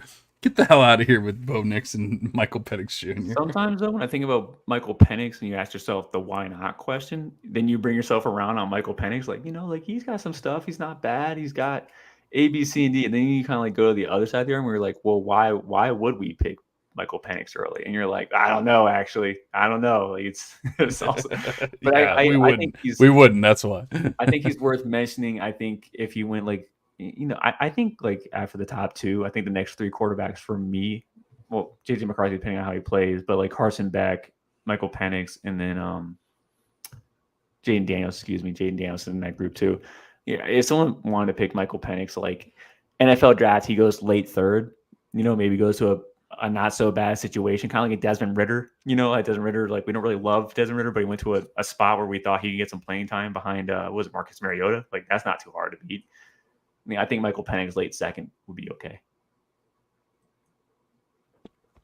I agree. My dog is jumping up on me, so he must need to go out. But we will. I think it is probably a good time for us to call it quits as well.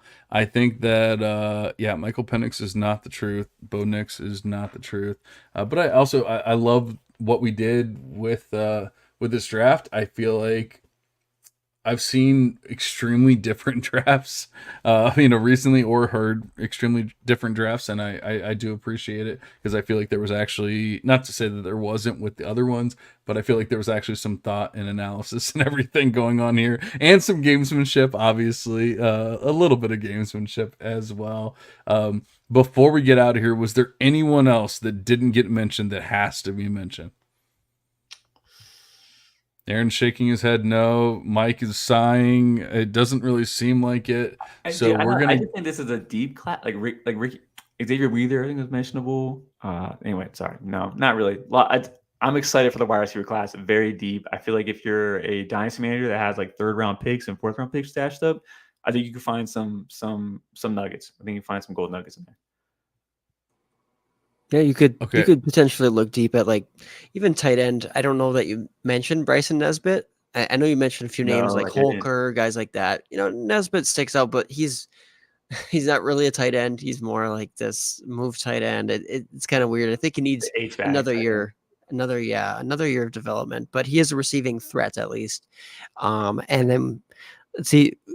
I think the deepest of leagues, like he was not in consideration in this draft, or maybe even in the 3rd round draft, but I've always been like Dewan Edwards, like as a late round guy for Georgia. I've just always thought of him as the more consistent player when you compare him to like a Kendall Milton, and he's never going to be flashy. And he'll probably take the same route as like a Kenny McIntosh, to be honest, right? Like probably not going to make a big impact, but just, these guys, if they find the right situation and stick out, like why can't he be like a Royce Freeman? And yeah, who knows? But we didn't mention any Jalen Polks. Washington. I don't know if he declares this year, but he's a guy who gets thrown around there. And Xavier Legette, he's getting 1st round buzz, which is surprising for South Carolina, but I think at least mentioning, because he's going to skyrocket if that's the case. But I'm not into him necessarily, like late breakout. And I mean, what he's done this year is nice, but I'm not bought into him. I think he's a good mention though. Like, not for us, but there's gonna be other people hyping him up. Thought that was a good mention. Yeah, I'm out on Polk, but I honestly, I think I would put up a Ray Davis before I would talk about a Dejon Edwards or Daywan or however you say it. I'm gonna send you my spreadsheet on East-West Shrine Bowl candidates not working out in the NFL. I'm gonna send you that. Oh, is he a Shrine Bowl? Because Zay Flowers was also a Shrine Bowl, and I think Zay got paid. I think he worked out. We talked about this on the last pod, how on the narratives pod, how the Shrine Bowl is different now. All right, I get it. In the past, it was not the greatest, but like they've literally gone out of their way to make it an actual all-star game, and not just like, oh, we're the players of the Senior Bowl, the Senior Bowl players that don't want to go to it, exactly, that kind of thing. And then one last player, and I think that Mike will actually appreciate this one. I have no idea if he's coming out. I think he should. I mean, he's a senior, so like you would definitely think he should. But Cal has been not great. But Jeremiah Hunter is going to be that player, if he does come out, that everyone's going to be like, oh, I don't know. He hasn't really done all that much.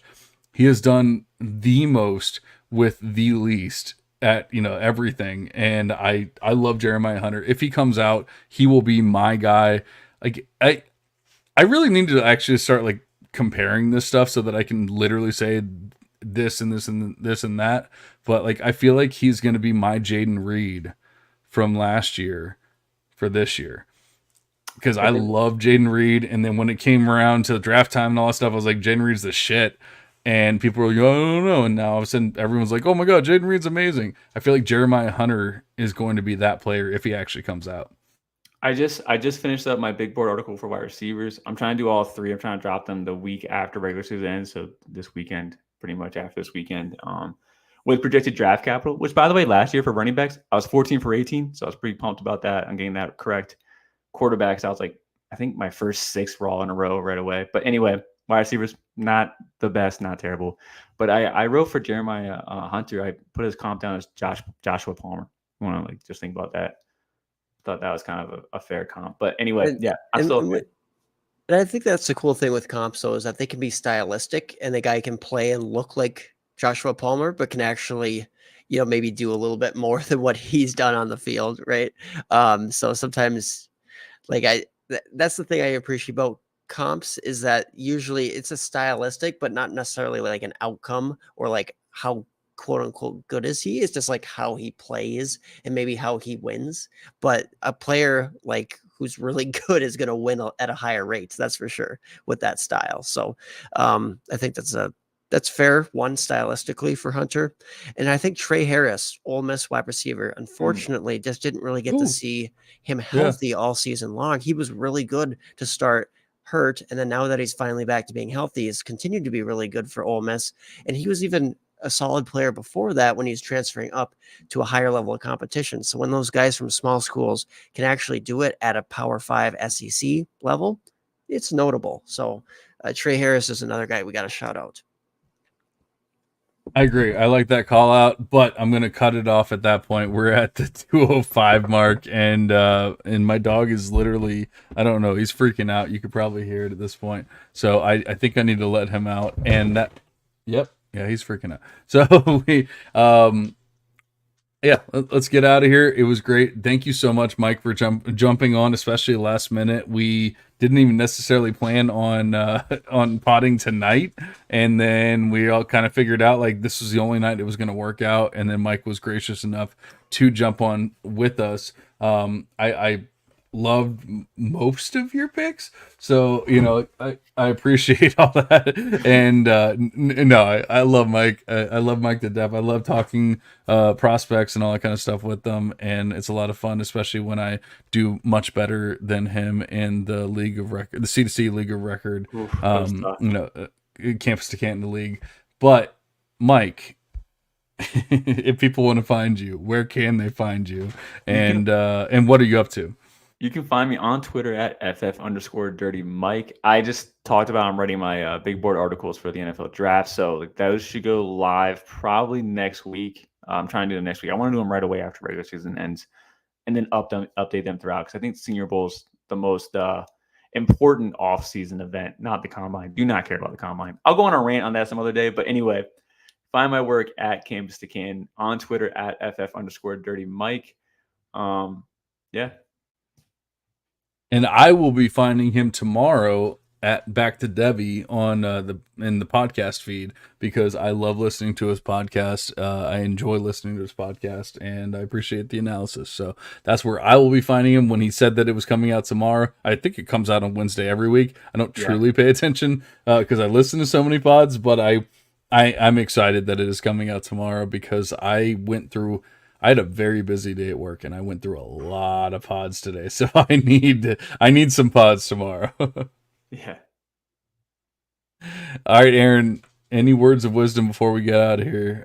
What are you looking forward to in or what do you think you can take advantage of this draft season? Ooh, that is a good question. I think every draft season you can take advantage of people just holding on to takes, guys who, early in the season, maybe it was, what's his name? Keon Coleman, right? They're like, oh, this guy is just a stud. Look at how he blew up. Well, in the grand scheme of things, we're kind of slow to react to some guys breaking out. And we're also slow to react to guys disappointing like down the stretch. And I think that's something that you can take advantage of. And that's something that an analytical, bit of research can actually really help with versus if you have to go back and watch every one of these guys and have to rely on that. I'm not saying, film's not a reliable tool or can be, I think it can be a useful tool, but at the end of the day, if you want that quick feedback of like, is this guy actually matching up with how he started the season, etc. It's always good to go double check it with something like an analytical process model, whatever the case is. And I think you can take advantage of people being either too slow to react or kind of vice versa. I love that answer. I think that's great. I mean, basically, my takeaway was everyone needs Beth. Like that's basically what it boils down to is everyone needs Beth. But this has been a long one. It was fun. We went through like 2.5 rounds of a rookie draft, but we also gave quite a bit of analysis with it, and I loved all the picks. So thank you so much, guys, for jumping on tonight. Thank you for listening. But for now, we're going to go ahead and cash out. We will see you later.